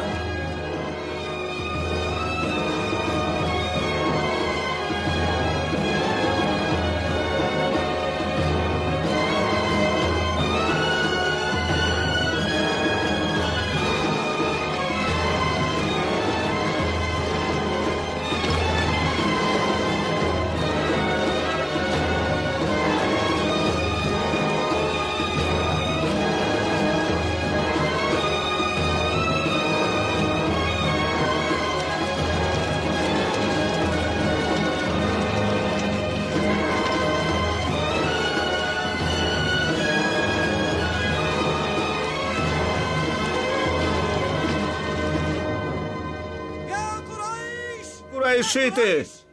Курайшиты! Берите свое оружие! Защищайте свое имущество! Мухаммад со своими людьми хочет напасть на ваш караван. Сколько их? 300 и несколько всадников. У нас будет 1200 всадников. Сколько у них верблюдов? 70. У нас будет 170. На 20 из них мы погрузим полные бочки вина и сделаем из этой войны праздник. Эта война, которую я ждал, будет концом для них. Война! Война!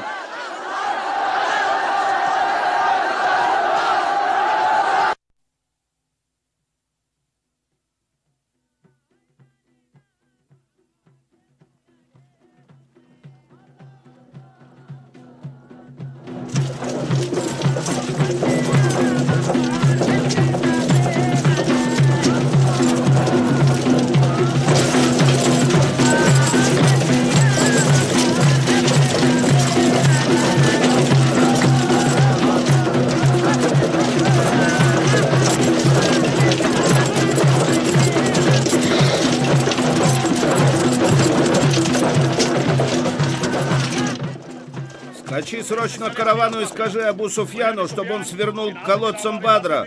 Мы прибудем к нему.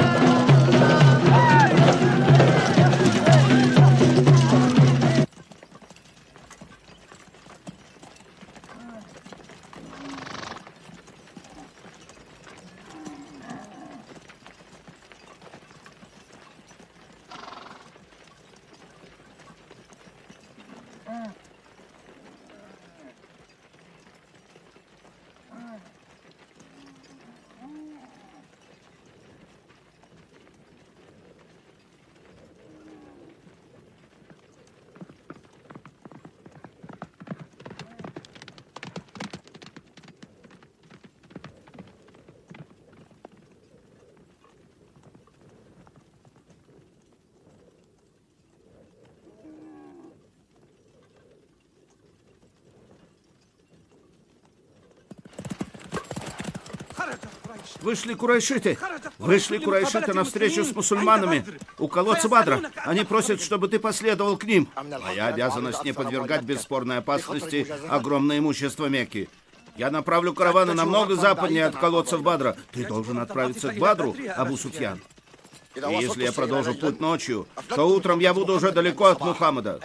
И ты забыл о своем предназначении и о своем народе? Мое предназначение — это благополучная доставка каравана. Да, сегодня это мое предназначение.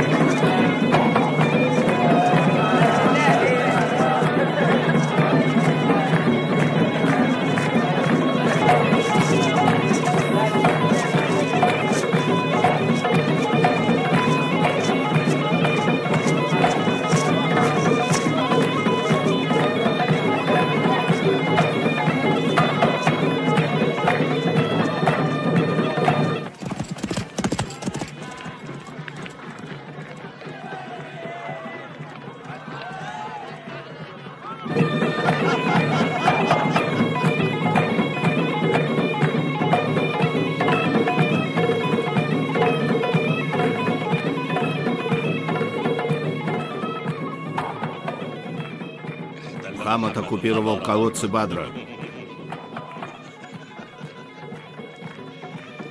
Он себя обрек. Сумасброд. Сумасброды всегда толкают себя в пропасть.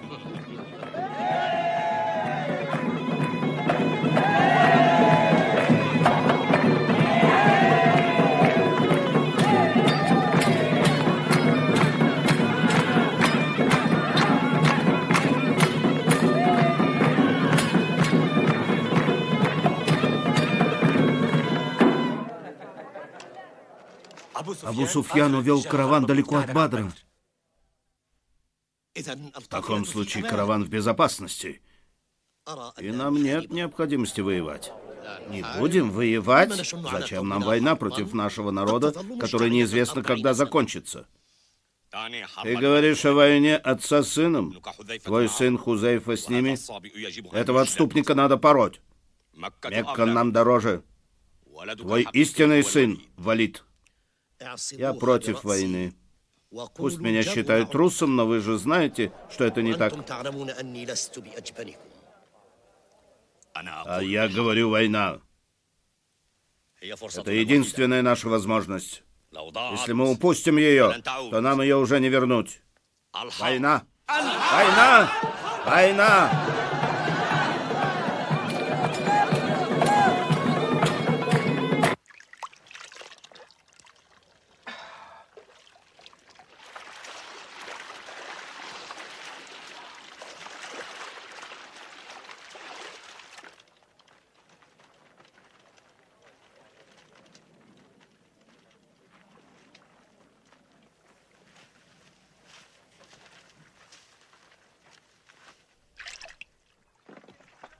Вы закончили?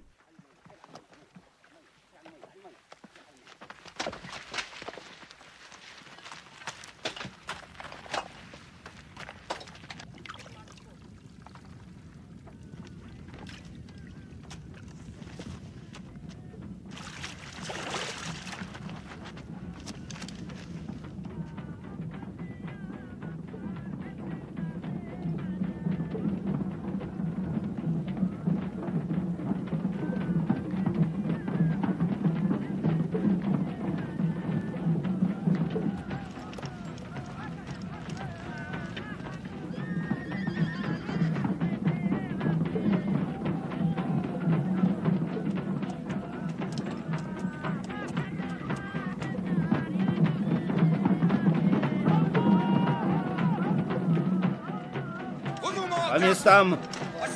Быстрей, быстрей! По местам!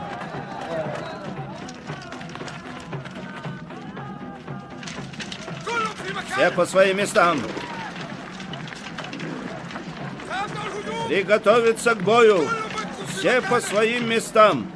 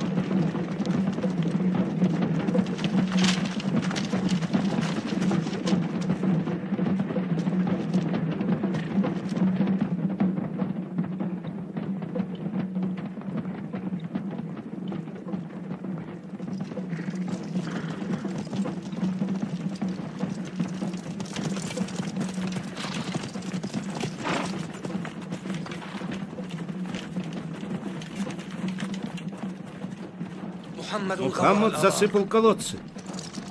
Нам нужно быстрее быть там.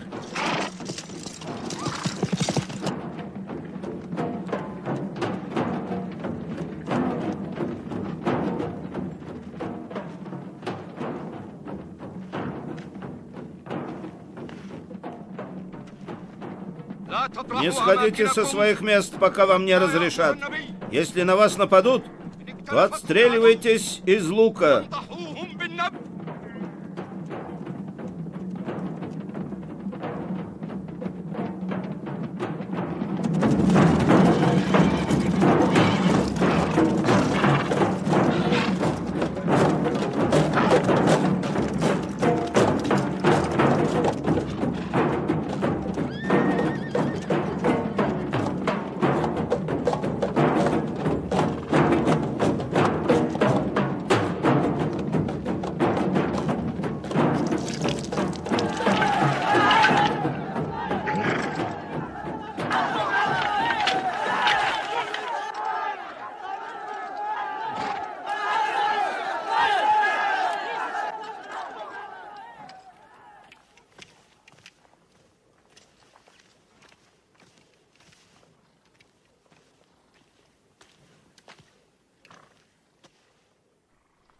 Выходите на поединок, кто смелый.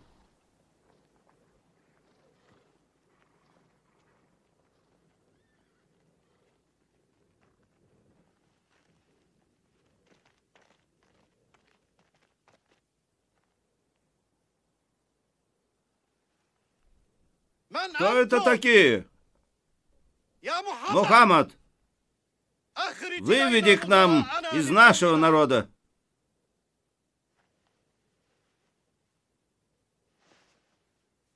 Вернитесь.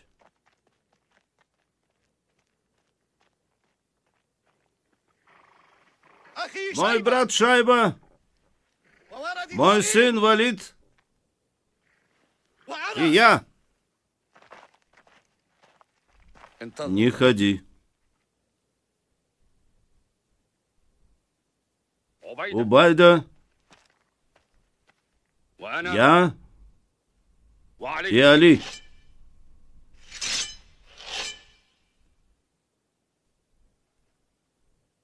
Посланник сказал: клянусь, кто сегодня в сражении встретит смерть грудью, а не спиной, пустит того Аллах в рай.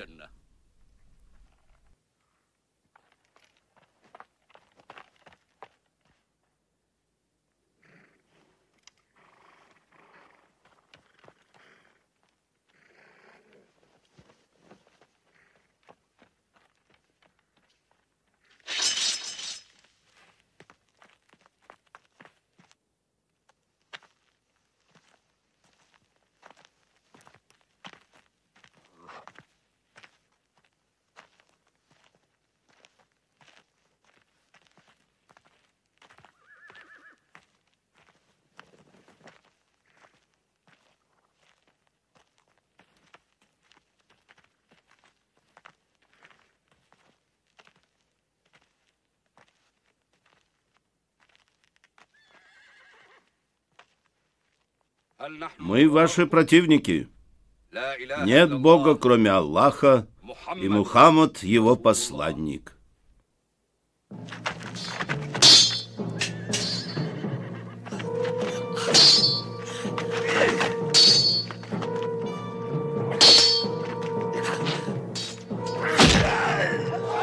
Аллах велик! Аллах велик! Аллах велик!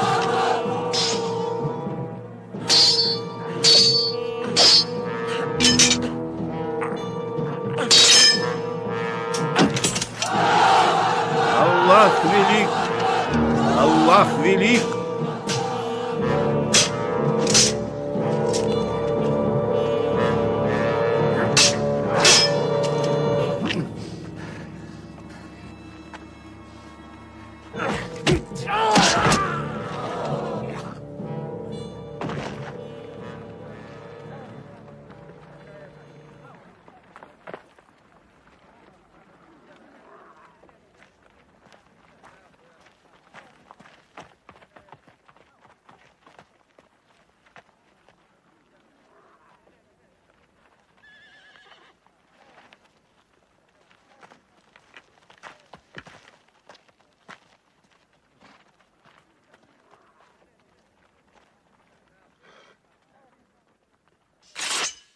Лучники, вперед!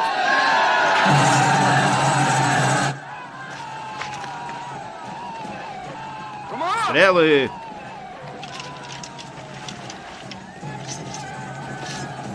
Приготовиться!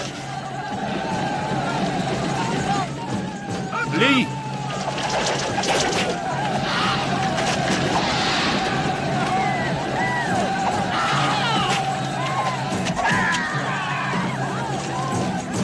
Ли!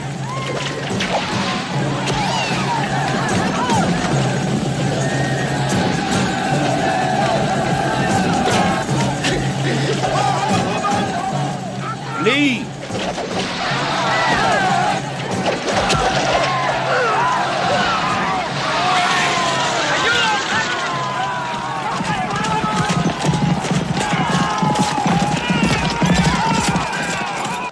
Ли!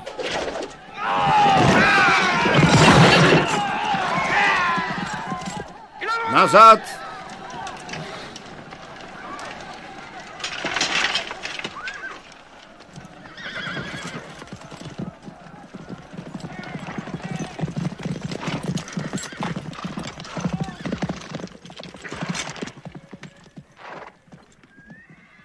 Они собираются. Вперед!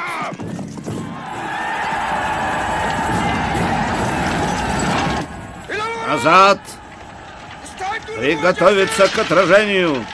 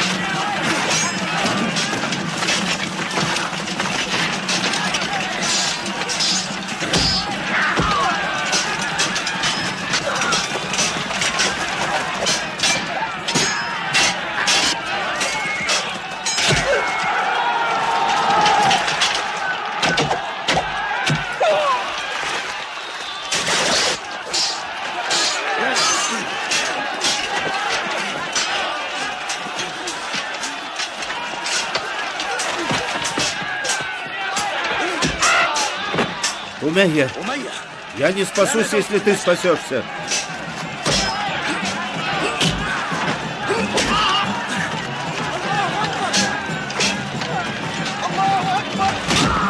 Умейя! Белял!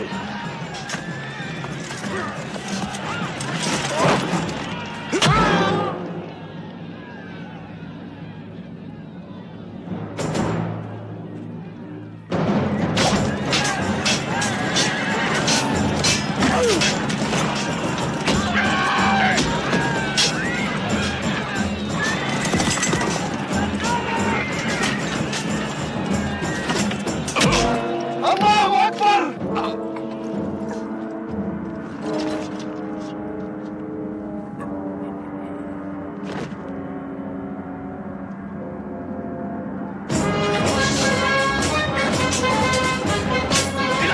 победе!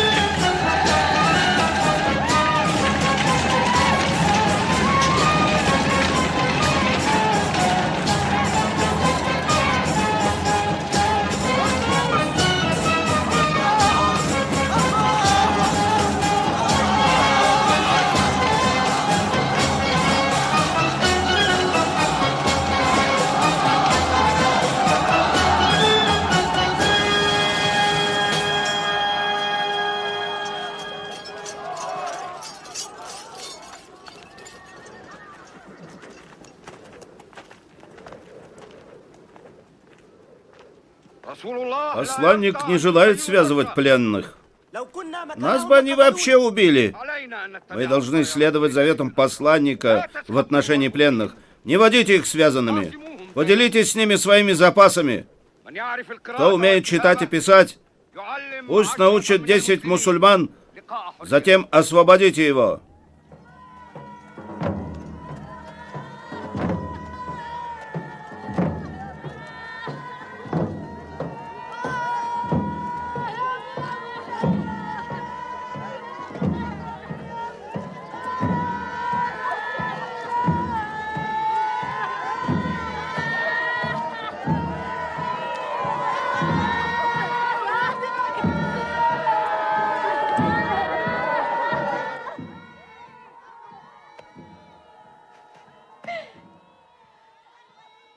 Почему они преследуют меня? Почему они преследуют меня? Потому что они бросают упрек в мой адрес. Почему я спасал имущество Мекки? Хватит! Хватит! Убирайтесь от меня! Хватит лаять! Нужно ли, чтобы кто-то напоминал мне о моем отце? Братья, дяде? Нужно ли, чтобы кто-то напоминал мне?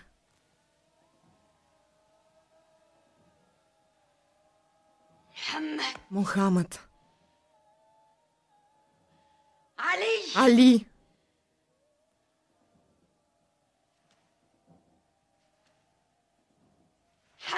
Хамза. Хамза.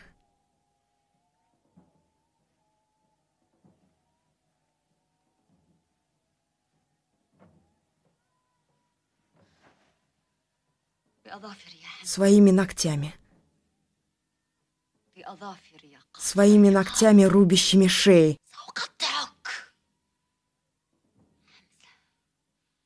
Хамза! Я буду охотиться за тобой, охотник на львов. Ты умрешь. Я разорву тебя, убийца моего отца. Я разорву тебя, убийца моего брата. Я разорву тебя, убийца моего дяди. Когда ты умрешь, я буду пить твою кровь. Я буду пить твою кровь. Хватит воплей, Хинд, хватит воплей. Нет у нас времени на рыдание. Теперь мы позовем своих союзников и соберем против Мухаммада непобедимую армию.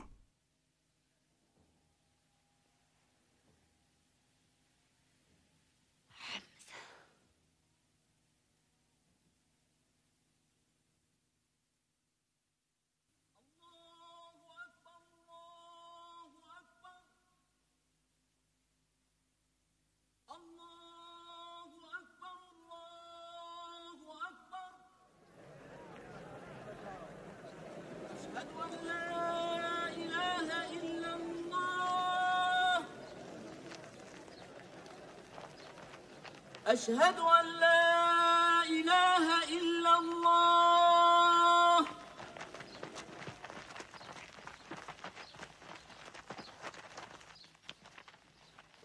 أشهد أن محمدا رسول الله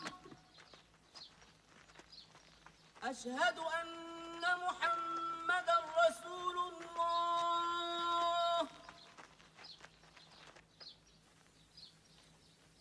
حي على الصلاة حي على الصلاة حي على الفلاح حي على الفلاح الله أكبر الله أكبر لا إله إلا الله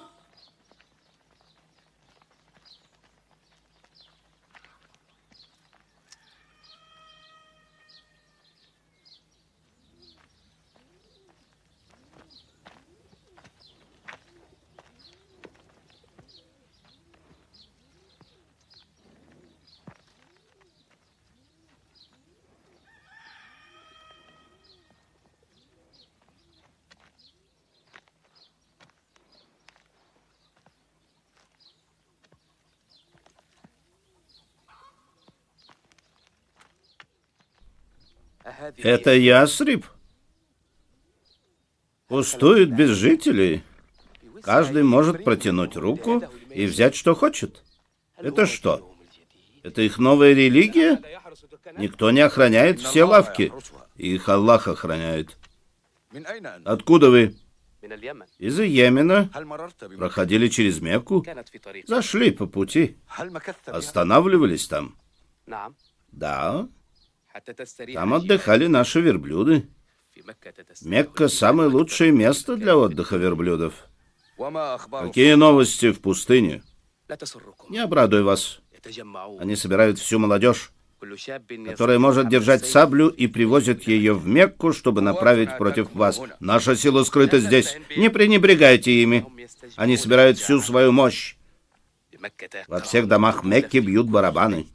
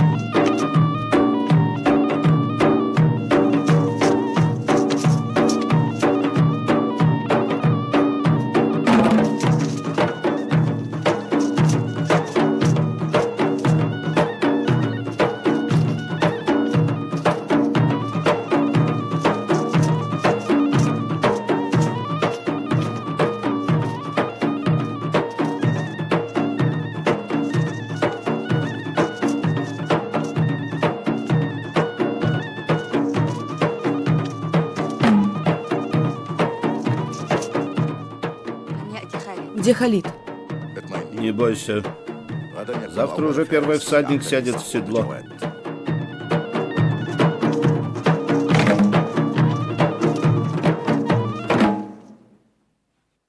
Продолжайте.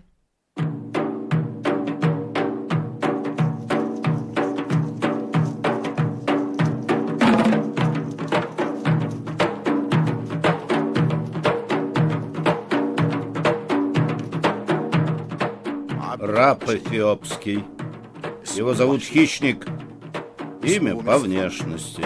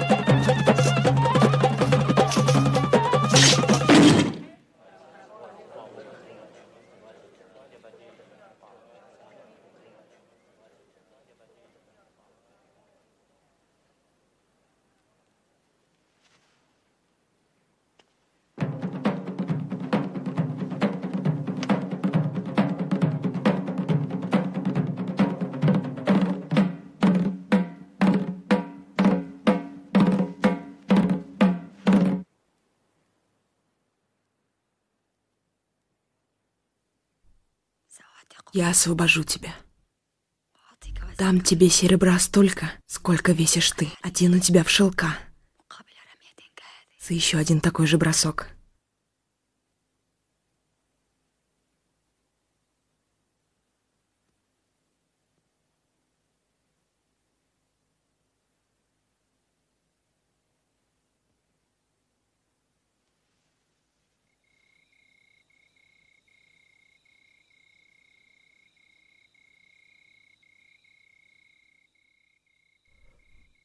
Наконец-то пришли.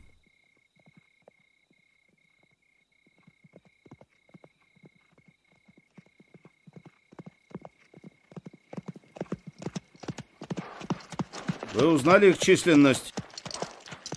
Армия большая, 3000. У них сотни всадников. Мы их победили в Бадре. Это было год назад. Они идут отомстить за Бадр. Идите, готовьте оружие.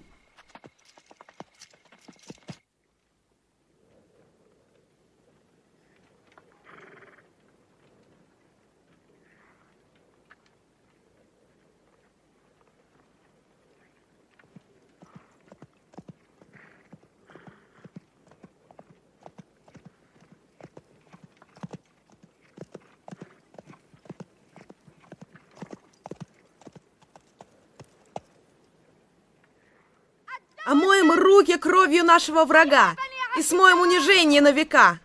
Род Абдуддарры, вы и те, кто с вами, рубите вражьи головы мечами. И жены ваши, возжелав успеха, богатство поменяли на доспехи. А если б в ваших душах мир царил, то каждый бы из вас нам был бы мил. Любой из нас делил бы с вами кров. Но вы уже пролили нашу кровь. Так вот награда ваша, подлецы. Вы в этом мире больше не жильцы.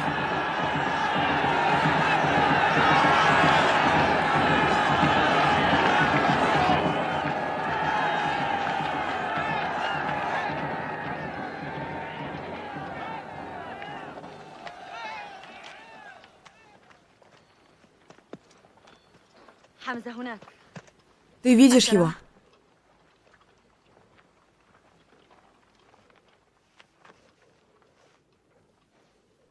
Это твой день.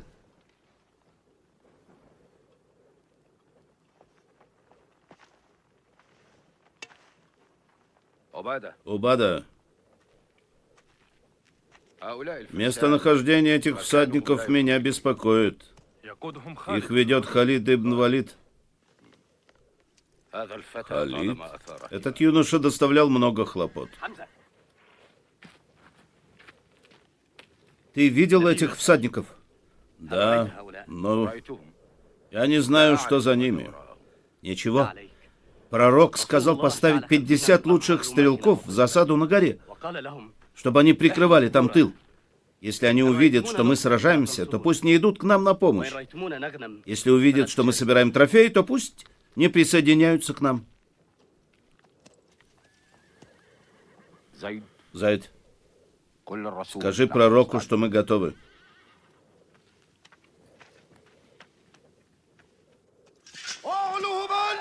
Да здравствует Хубаль! Да здравствует Хубаль!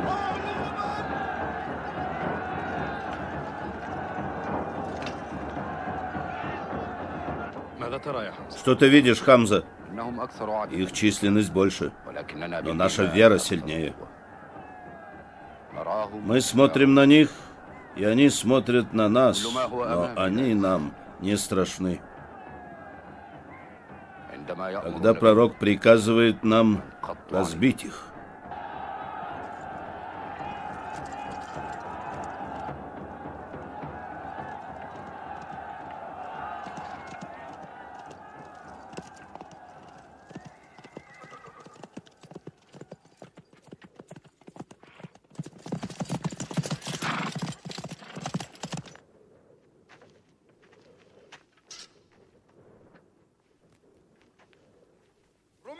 стрелы! Приготовиться! Вперед! Вперед!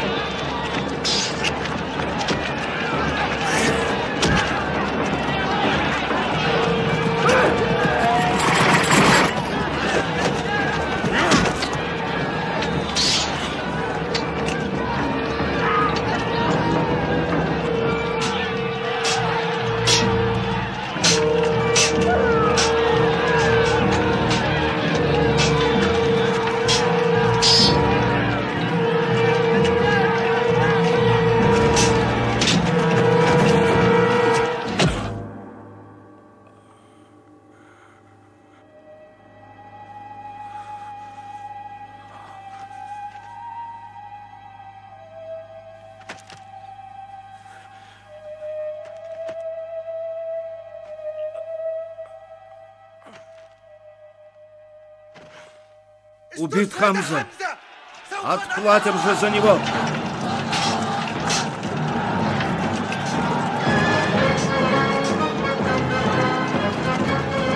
Стойте! Стойте! Оставайтесь на местах! Не бегите! Не бегите! Не бегите! Стойте!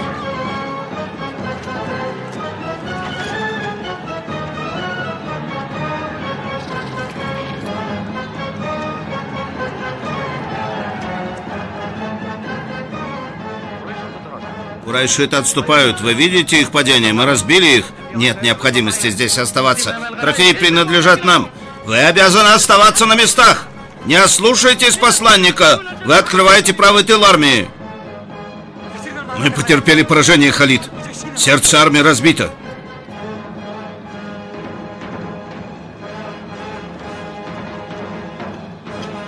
Еще нет.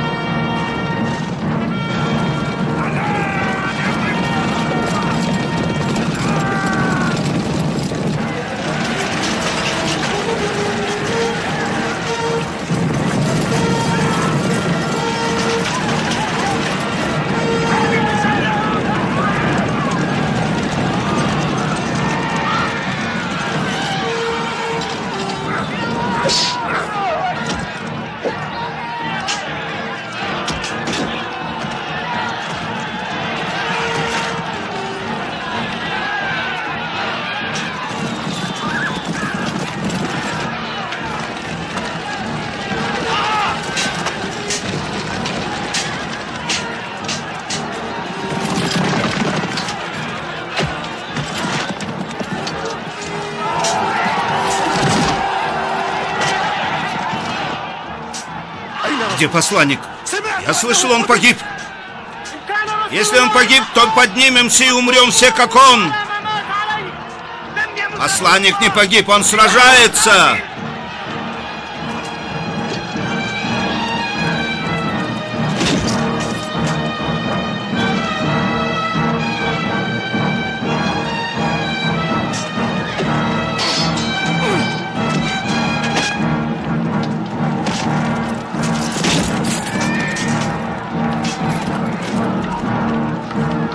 Возвращайтесь! Пророк ранен! Возвращайтесь с ним в горы!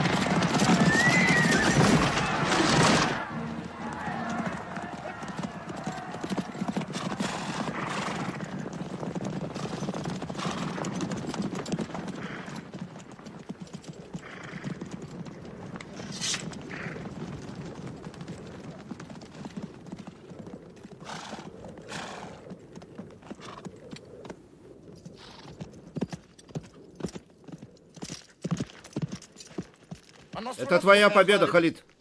Не совсем Мухаммед там. Но мы им отомстили за Бадр. Мы победим, когда покончим с ним и с его религией. Если мы приблизимся к нему, он и его воины будут яростно сопротивляться, и мы потеряем много людей. Мухаммад, слышишь меня? Война переменчива. День за день День вам, день нам. День печали и день радости. Да здравствует Хубаль! Посланник говорит, кто погиб из нас, он в раю. Кто погиб из вас, он в аду. Бог Узза с нами, он не с вами.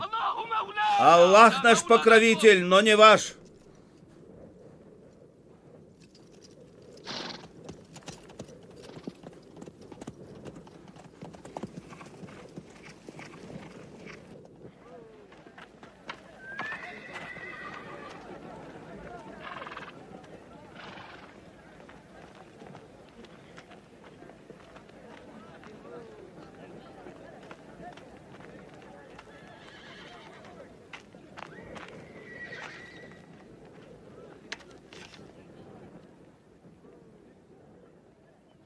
Хамза.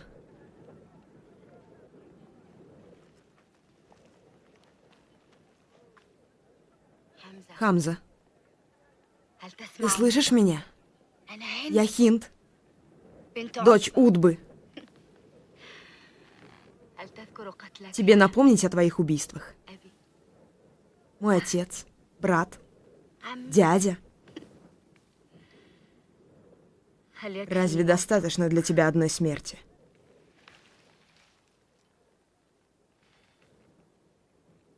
Смерти мало для тебя. Хищник, распори его. Распори его. Я хочу его печень.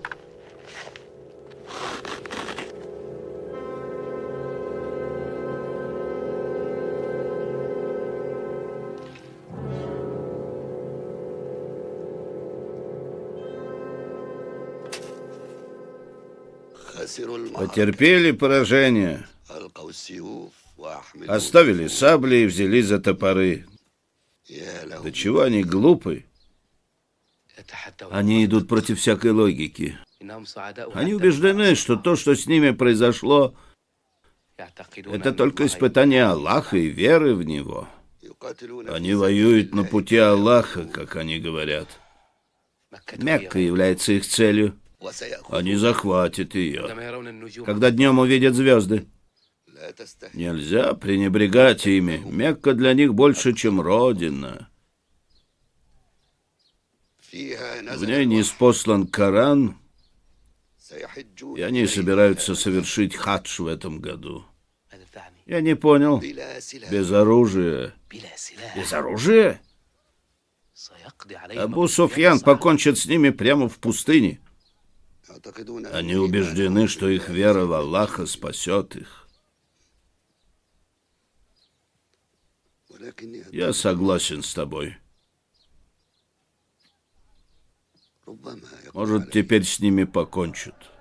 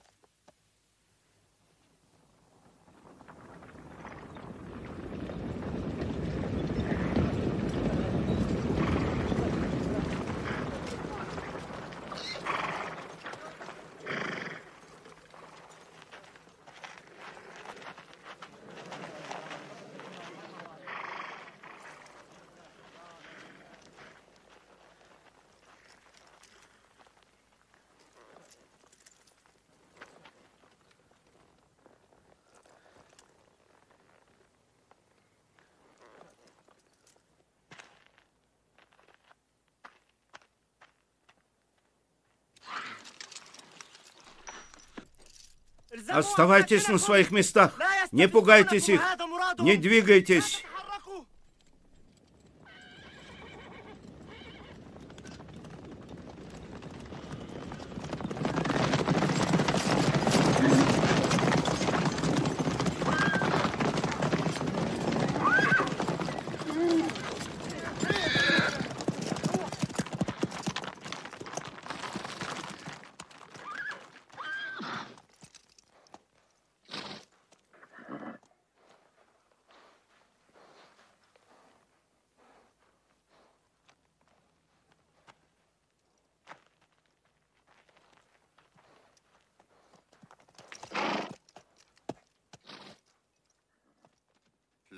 Мир тебе.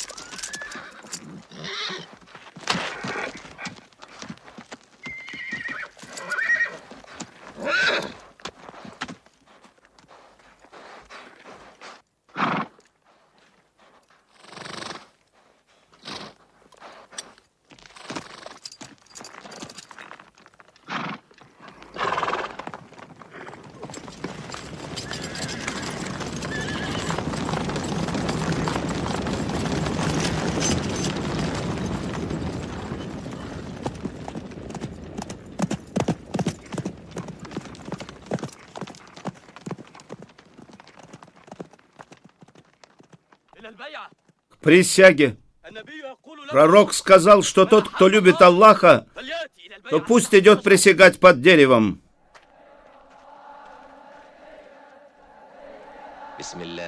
Во имя Аллаха, милостивого, милосердного. Аллах остался доволен верующими, когда они присягали тебе под деревом в Худайбии.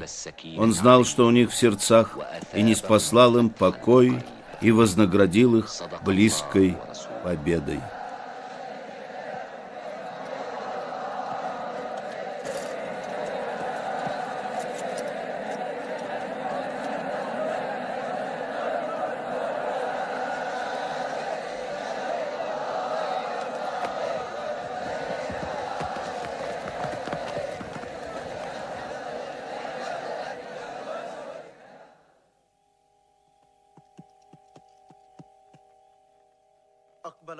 Прибыл представитель другой стороны, Сухайль ибн Амр. Похоже, что они хотят примирения.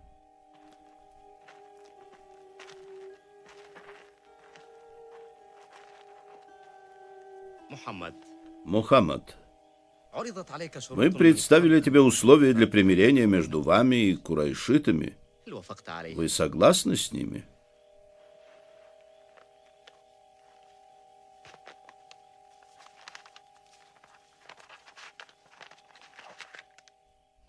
Что это? Во имя Аллаха, милостивого, милосердного. Я не знаю этого. Напиши просто во имя Бога. На это примирение Мухаммад, посланник Аллаха. Если бы я свидетельствовал, что ты посланник Аллаха, я не воевал бы с тобой. Это не пойдет, пиши. На это примирение Мухаммад, сын Абдуллаха с Сухайлем, сыном Амра. Не правда ли так правильно и лучше?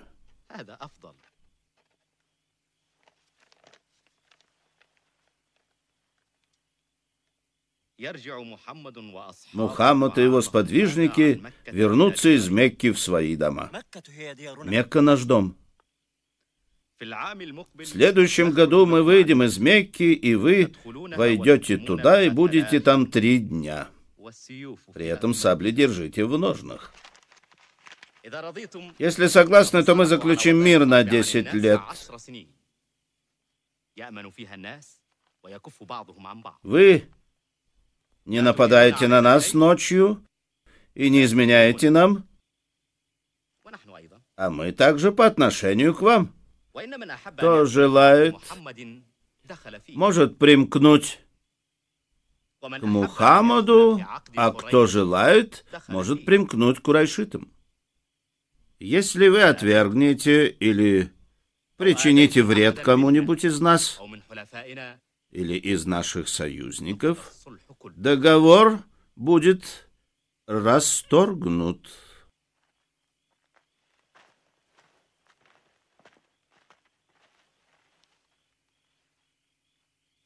Десять лет. 10 лет мира. Нам необходимо это время. Оно послужит нам.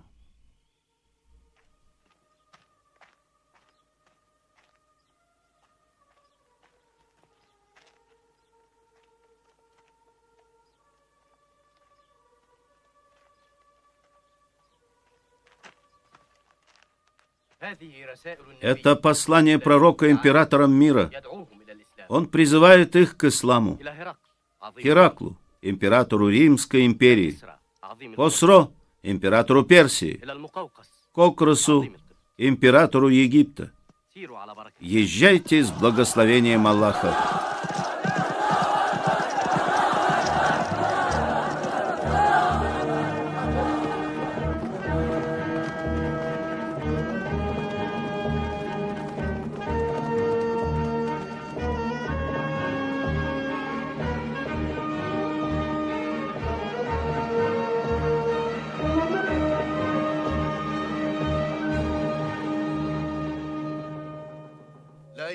Ваша вера будет неполной до тех пор, пока один брат не будет любить для своего брата то, что любит для себя.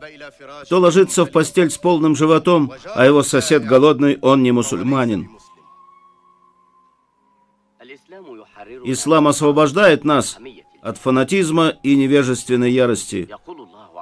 Аллах говорит: «О люди, воистину мы создали вас из мужчины и женщины, и сделали вас народами и племенами, чтобы вы узнавали друг друга, и самый почитаемый перед Аллахом среди вас наиболее богобоязненный. Твой Господь предписал вам не поклоняться никому, кроме Него, и делать добро родителям. Если один из родителей или оба достигнут старости, то не говори им «тьфу», не кричи на них и обращайся к ним почтительно. Преклоняй пред ними крыло смирения по милосердию своему и говори: Господи, помилуй их, ведь они растили меня ребенком. Аллах говорит: скажи: о люди, вам явилась истина от вашего Господа. Кто следует прямым путем, тот поступает во благо себе, а кто впадает в заблуждение, тот поступает во вред себе. И он сказал: тому, кто пожелал нивы последней жизни, мы увеличим его ниву. Тому же, кто пожелал нивы мирской жизни, мы дадим из нее, но ему не будет доли в последней жизни. Всевышний говорит: воистину Аллах не меняет положение людей, пока они не изменят самих себя. Каждый должен нести ответственность за то, что ему доверили. Посланник сказал: каждый опекун и каждый ответственен за опекаемые им. Имам — опекун тех, кто следует за ним. Он ответственен за них. Мужчина — опекун своей семьи. Он ответственен за опекаемых им. Женщина — опекунья в доме своего мужа. Она ответственна за опекаемое ею. Слуга — опекун за имущество своего хозяина. Он ответственен за опекаемое им. Каждый опекун и каждый ответственен за опекаемое им.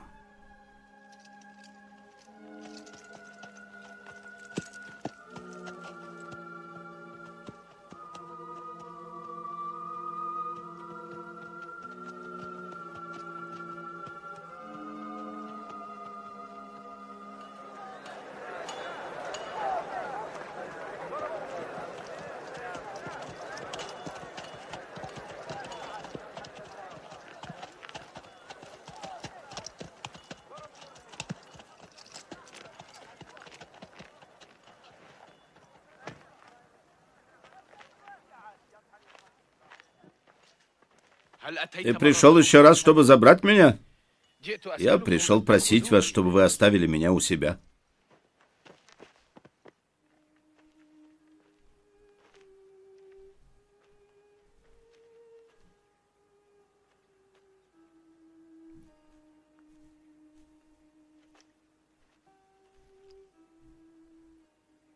Нет Бога, кроме Аллаха, и Мухаммад — посланник Его. Аллах простит мне мои походы против вас, посланник. Ничего, Халид. Ислам прощает, что было до него.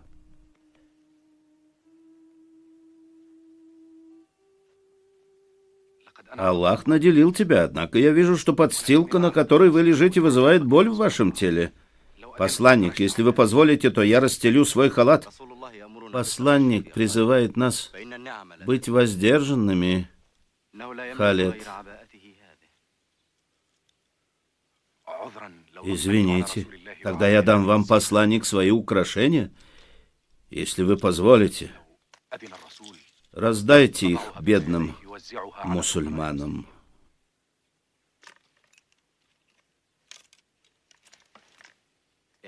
Халид, твой меч был одним из самых жестоких мечей для мусульман. Халид, он будет излеченным мечом Аллаха. Будет с помощью Аллаха.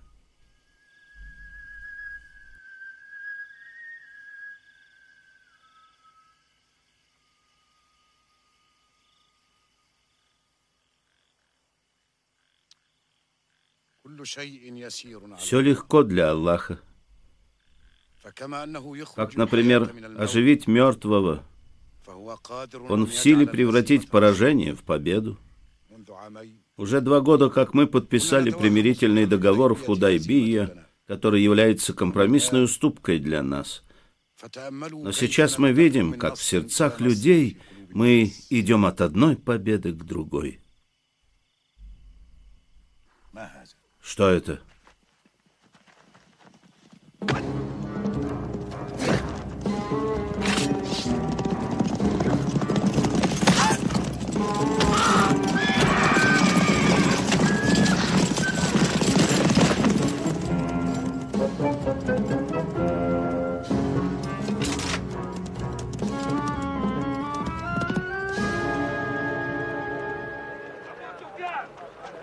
Абу Суфьян!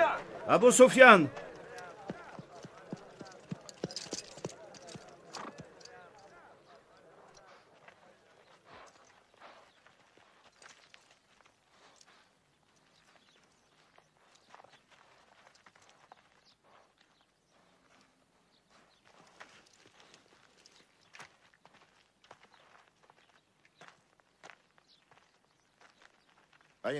Где Мухаммад? Посланник в мечети.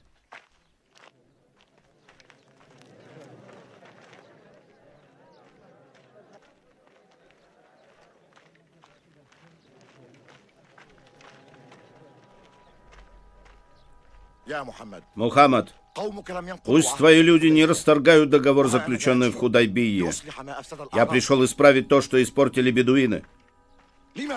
Почему ты отворачиваешься от меня? Мухаммад, постой. Мухаммад, не уходи. Грабители караванов из бедуинов, это они расторгли договор. Почему вы взваливаете на меня их грехи? Я здесь ни при чем. Как вы можете утверждать, что это сделали мы? Ведь это случилось ночью. Эй, Бара, я в своем городе. Хузейфа, я твой близкий родственник. Выслушайте кто-нибудь меня.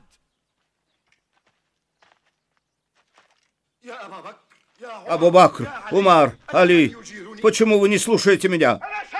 Я старейшина курайшитов. Я Мекка. Я Абу Суфьян. Потому что ты нарушил договор. Абу Суфьян просит благосклонности, но все напрасно, потому что Абу Суфьян остался надменным и упрямым, так как ты отказываешься поклониться единому Аллаху. Я не знал, что ты так изменился. Да, но только от безверия к вере. Ну, что сказать? Я проиграл мекканский пастух-овец. Или скажу, это действительно его религия, которая началась с мужчины, 2 мальчиков и женщины. Разве ты не видишь, что религия, которая произросла от этих 4, покровительствует могущественнейшему из нас? Тогда почему эта рука не выбрала выдающегося из нас? Торопись, здесь тебе никто не верит. Возвращайся в Мекку и скажи, ваши божества погибли. Бесполезно воевать с Аллахом.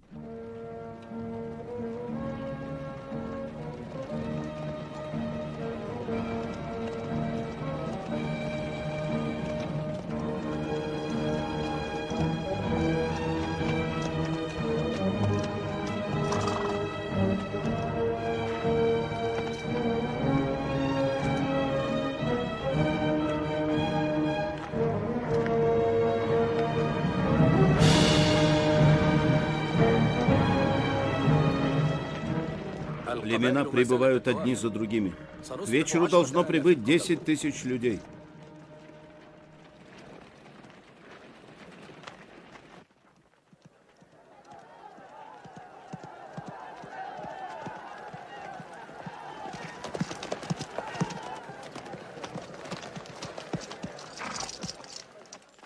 Наконец вернулся. Теперь мы можем воевать с ними. Укрепим дома, перекроем дороги. Ваши попытки тщетны. Сегодня у них уже 10 000 воинов. Трус. Мы умрем, но не пустим Мухаммада. Иди домой, Хинд. Трус. Ты ли старейшина Мекки? Посмотри на себя. Ты сломлен. Погибли мой отец, брат, дядя. Сдался мой муж. Дура. Мы не в состоянии противостоять им. Они все равно вернутся в Мекку.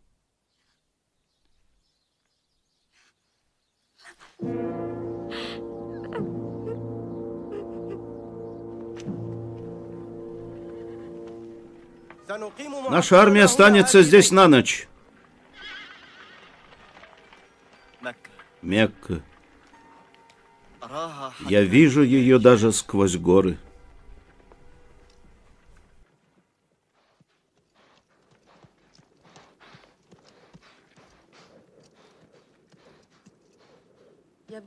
Мне кажется, что небо затворилось, а его звезды рассыпались на землю.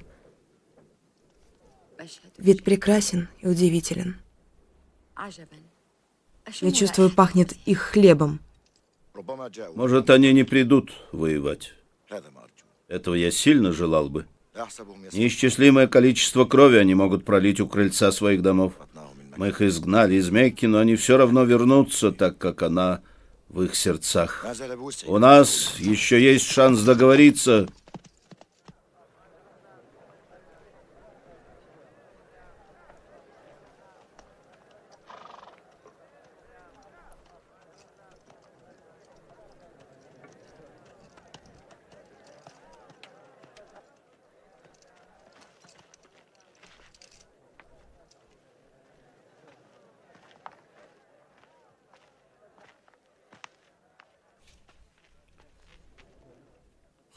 Отведите меня к нему. Ты пришел к нам сдать Мекку?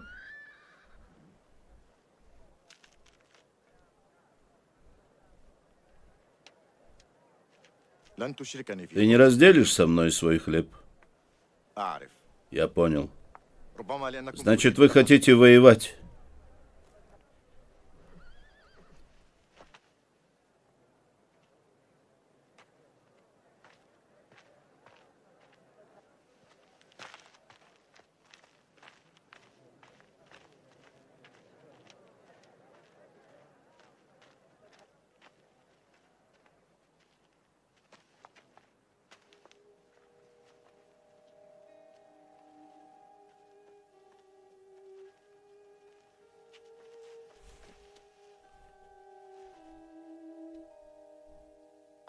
Скажи, что тебя привело? Когда я увидел огни в палатках и людей вокруг них, Я понял, какую силу ты вдохнул в них, Мухаммад. Теперь я согласен на то, чтобы... Ты что, снова собираешься ставить нам условия, Абу Суфьян? Абу Суфьян, когда твое сердце покорится истине, ниспосланной пророку? Некоторые сомнения одолевают мою голову. Отрубим голову, не будет и сомнений. Нет, Халид. Нет принуждения в религии. Некоторым людям нужны годы, некоторым достаточно и мгновения. Аллах выводит на прямой путь, кого пожелает. О, черный раб, ты подобен великим. Я только то, что дал мне мой Господь.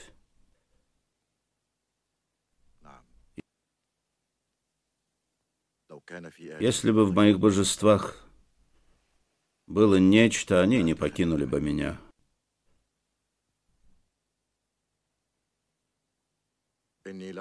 Поэтому я честно объявляю, без клятва преступления и без принуждения, что я свидетельствую, нет божества, кроме Аллаха, и ты, Мухаммад, посланник Аллаха. А сейчас я должен вернуться в Мекку. Заходите в свои дома. Мусульманская армия заходит в Мекку с 3 ворот. Заходите в свои дома. Заходите в свои дома. Мусульманская армия заходит в Мекку с 3 ворот.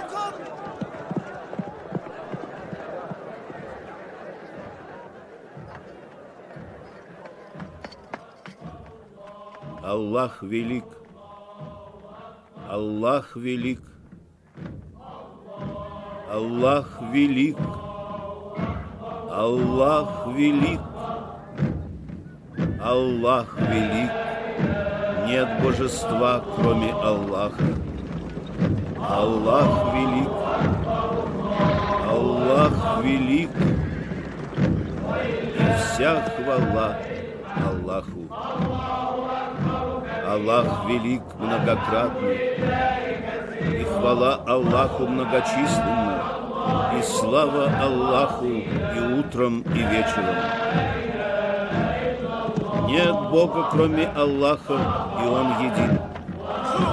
Он выполнил свое обещание и помог победить своему рабу, и поддержал его войско, и заставил проиграть союзников неверных. Нет божества, кроме Аллаха, и мы не поклоняемся никому, кроме Него, если даже это и ненавистно неверующим. Аллах велик, Аллах велик, Аллах велик, Аллах велик, Аллах велик. Нет божества, кроме Аллаха.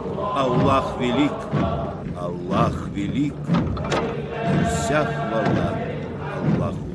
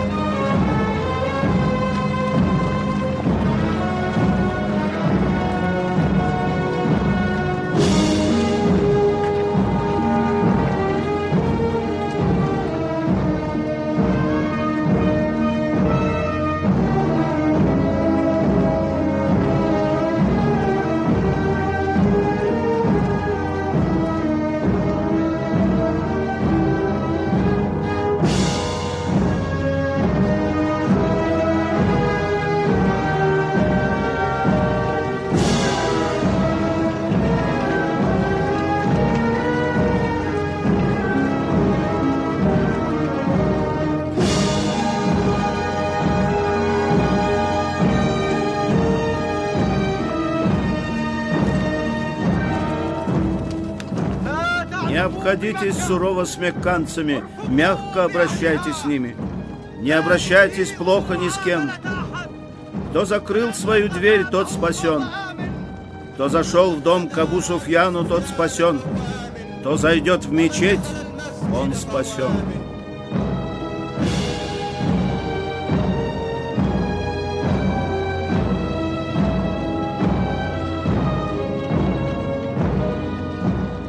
Он исполнил свое обещание.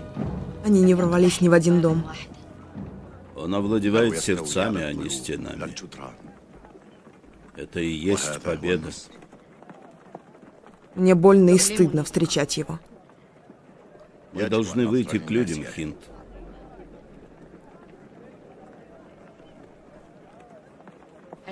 Мы были в заблуждении. Да, мы были в заблуждении.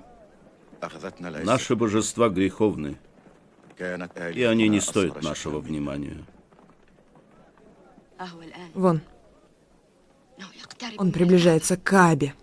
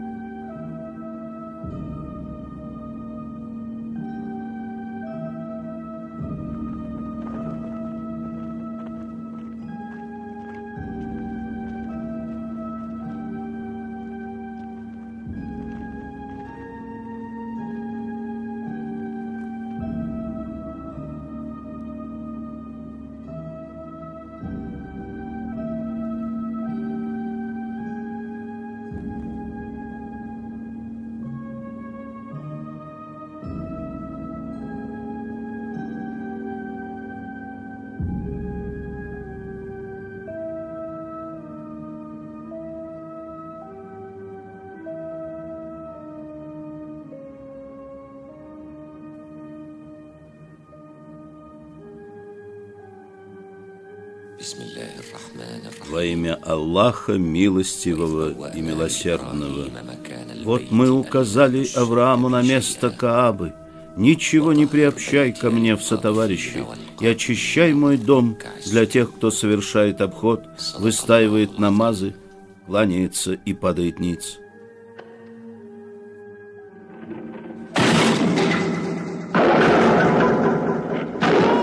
Скажи, явилась истина и сгинула ложь. Воистину, ложь обречена на погибель.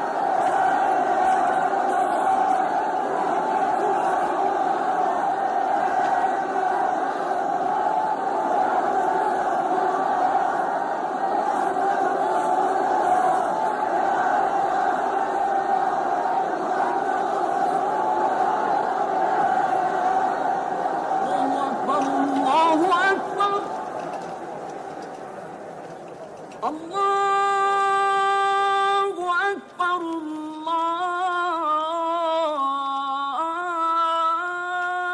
الله أكبر أشهد أن لا إله إلا الله أشهد أن لا إله إلا الله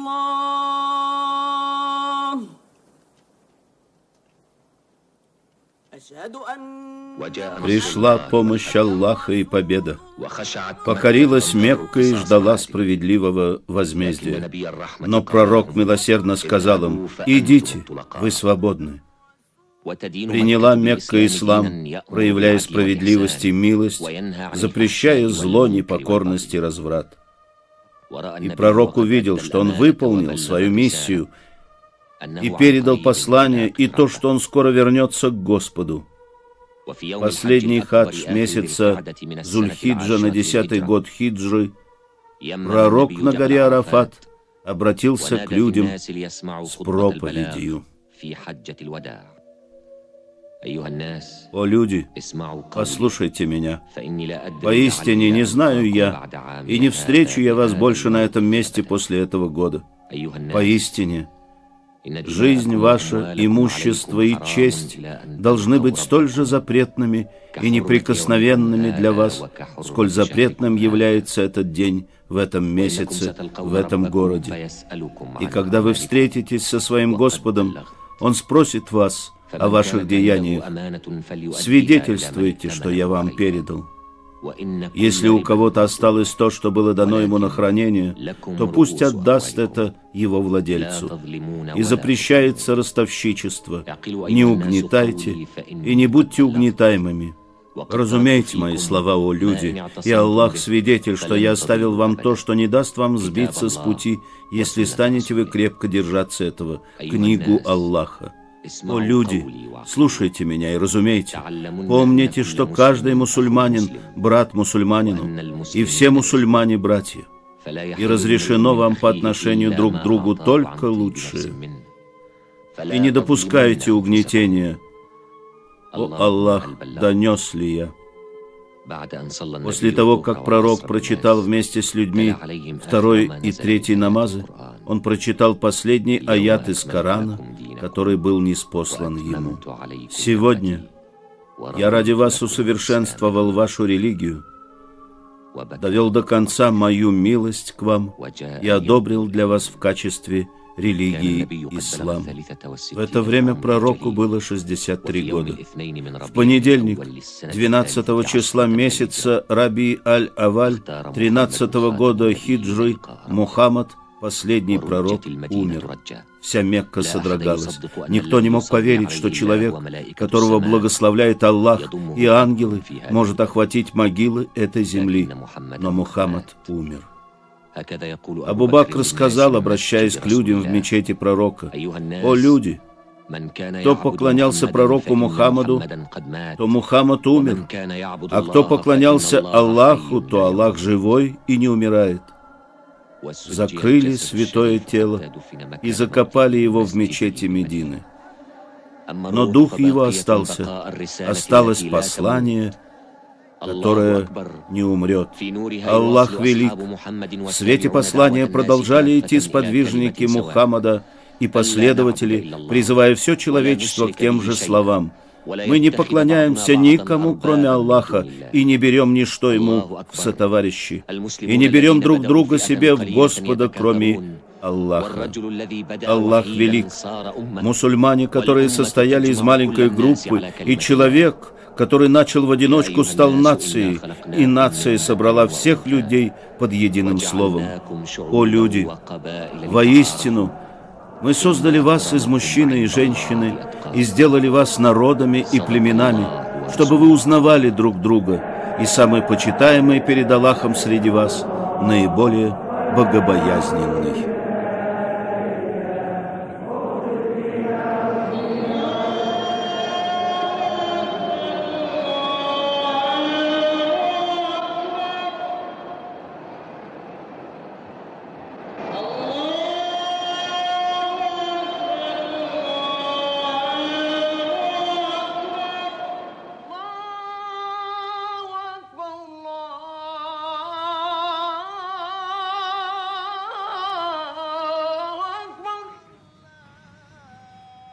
أشهد أن لا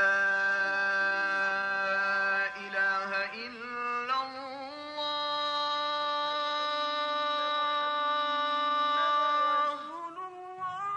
أشهد أن محمدا رسول الله.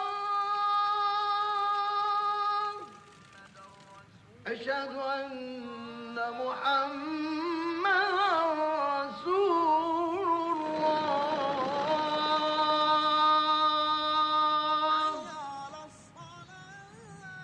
حي على الصلاة.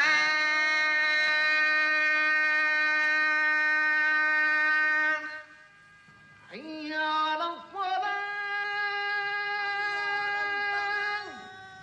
حي على الفلاح.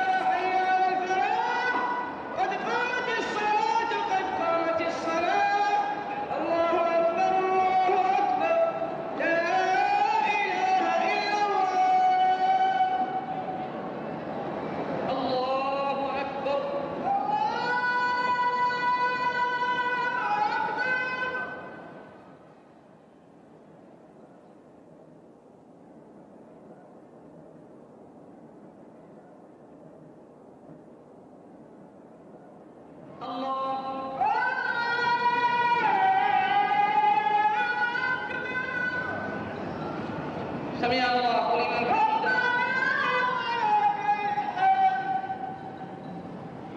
الله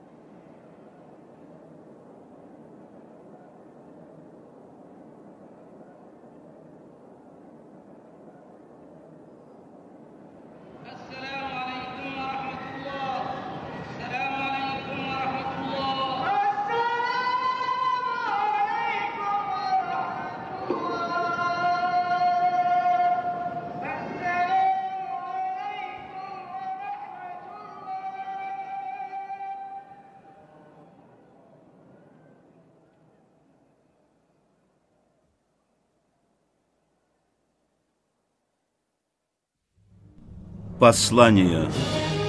Продюсер и режиссер Мустафа Аль-Аккад. Фильм озвучен студией Сонатек по заказу Этнофильм Дистрибьюшн.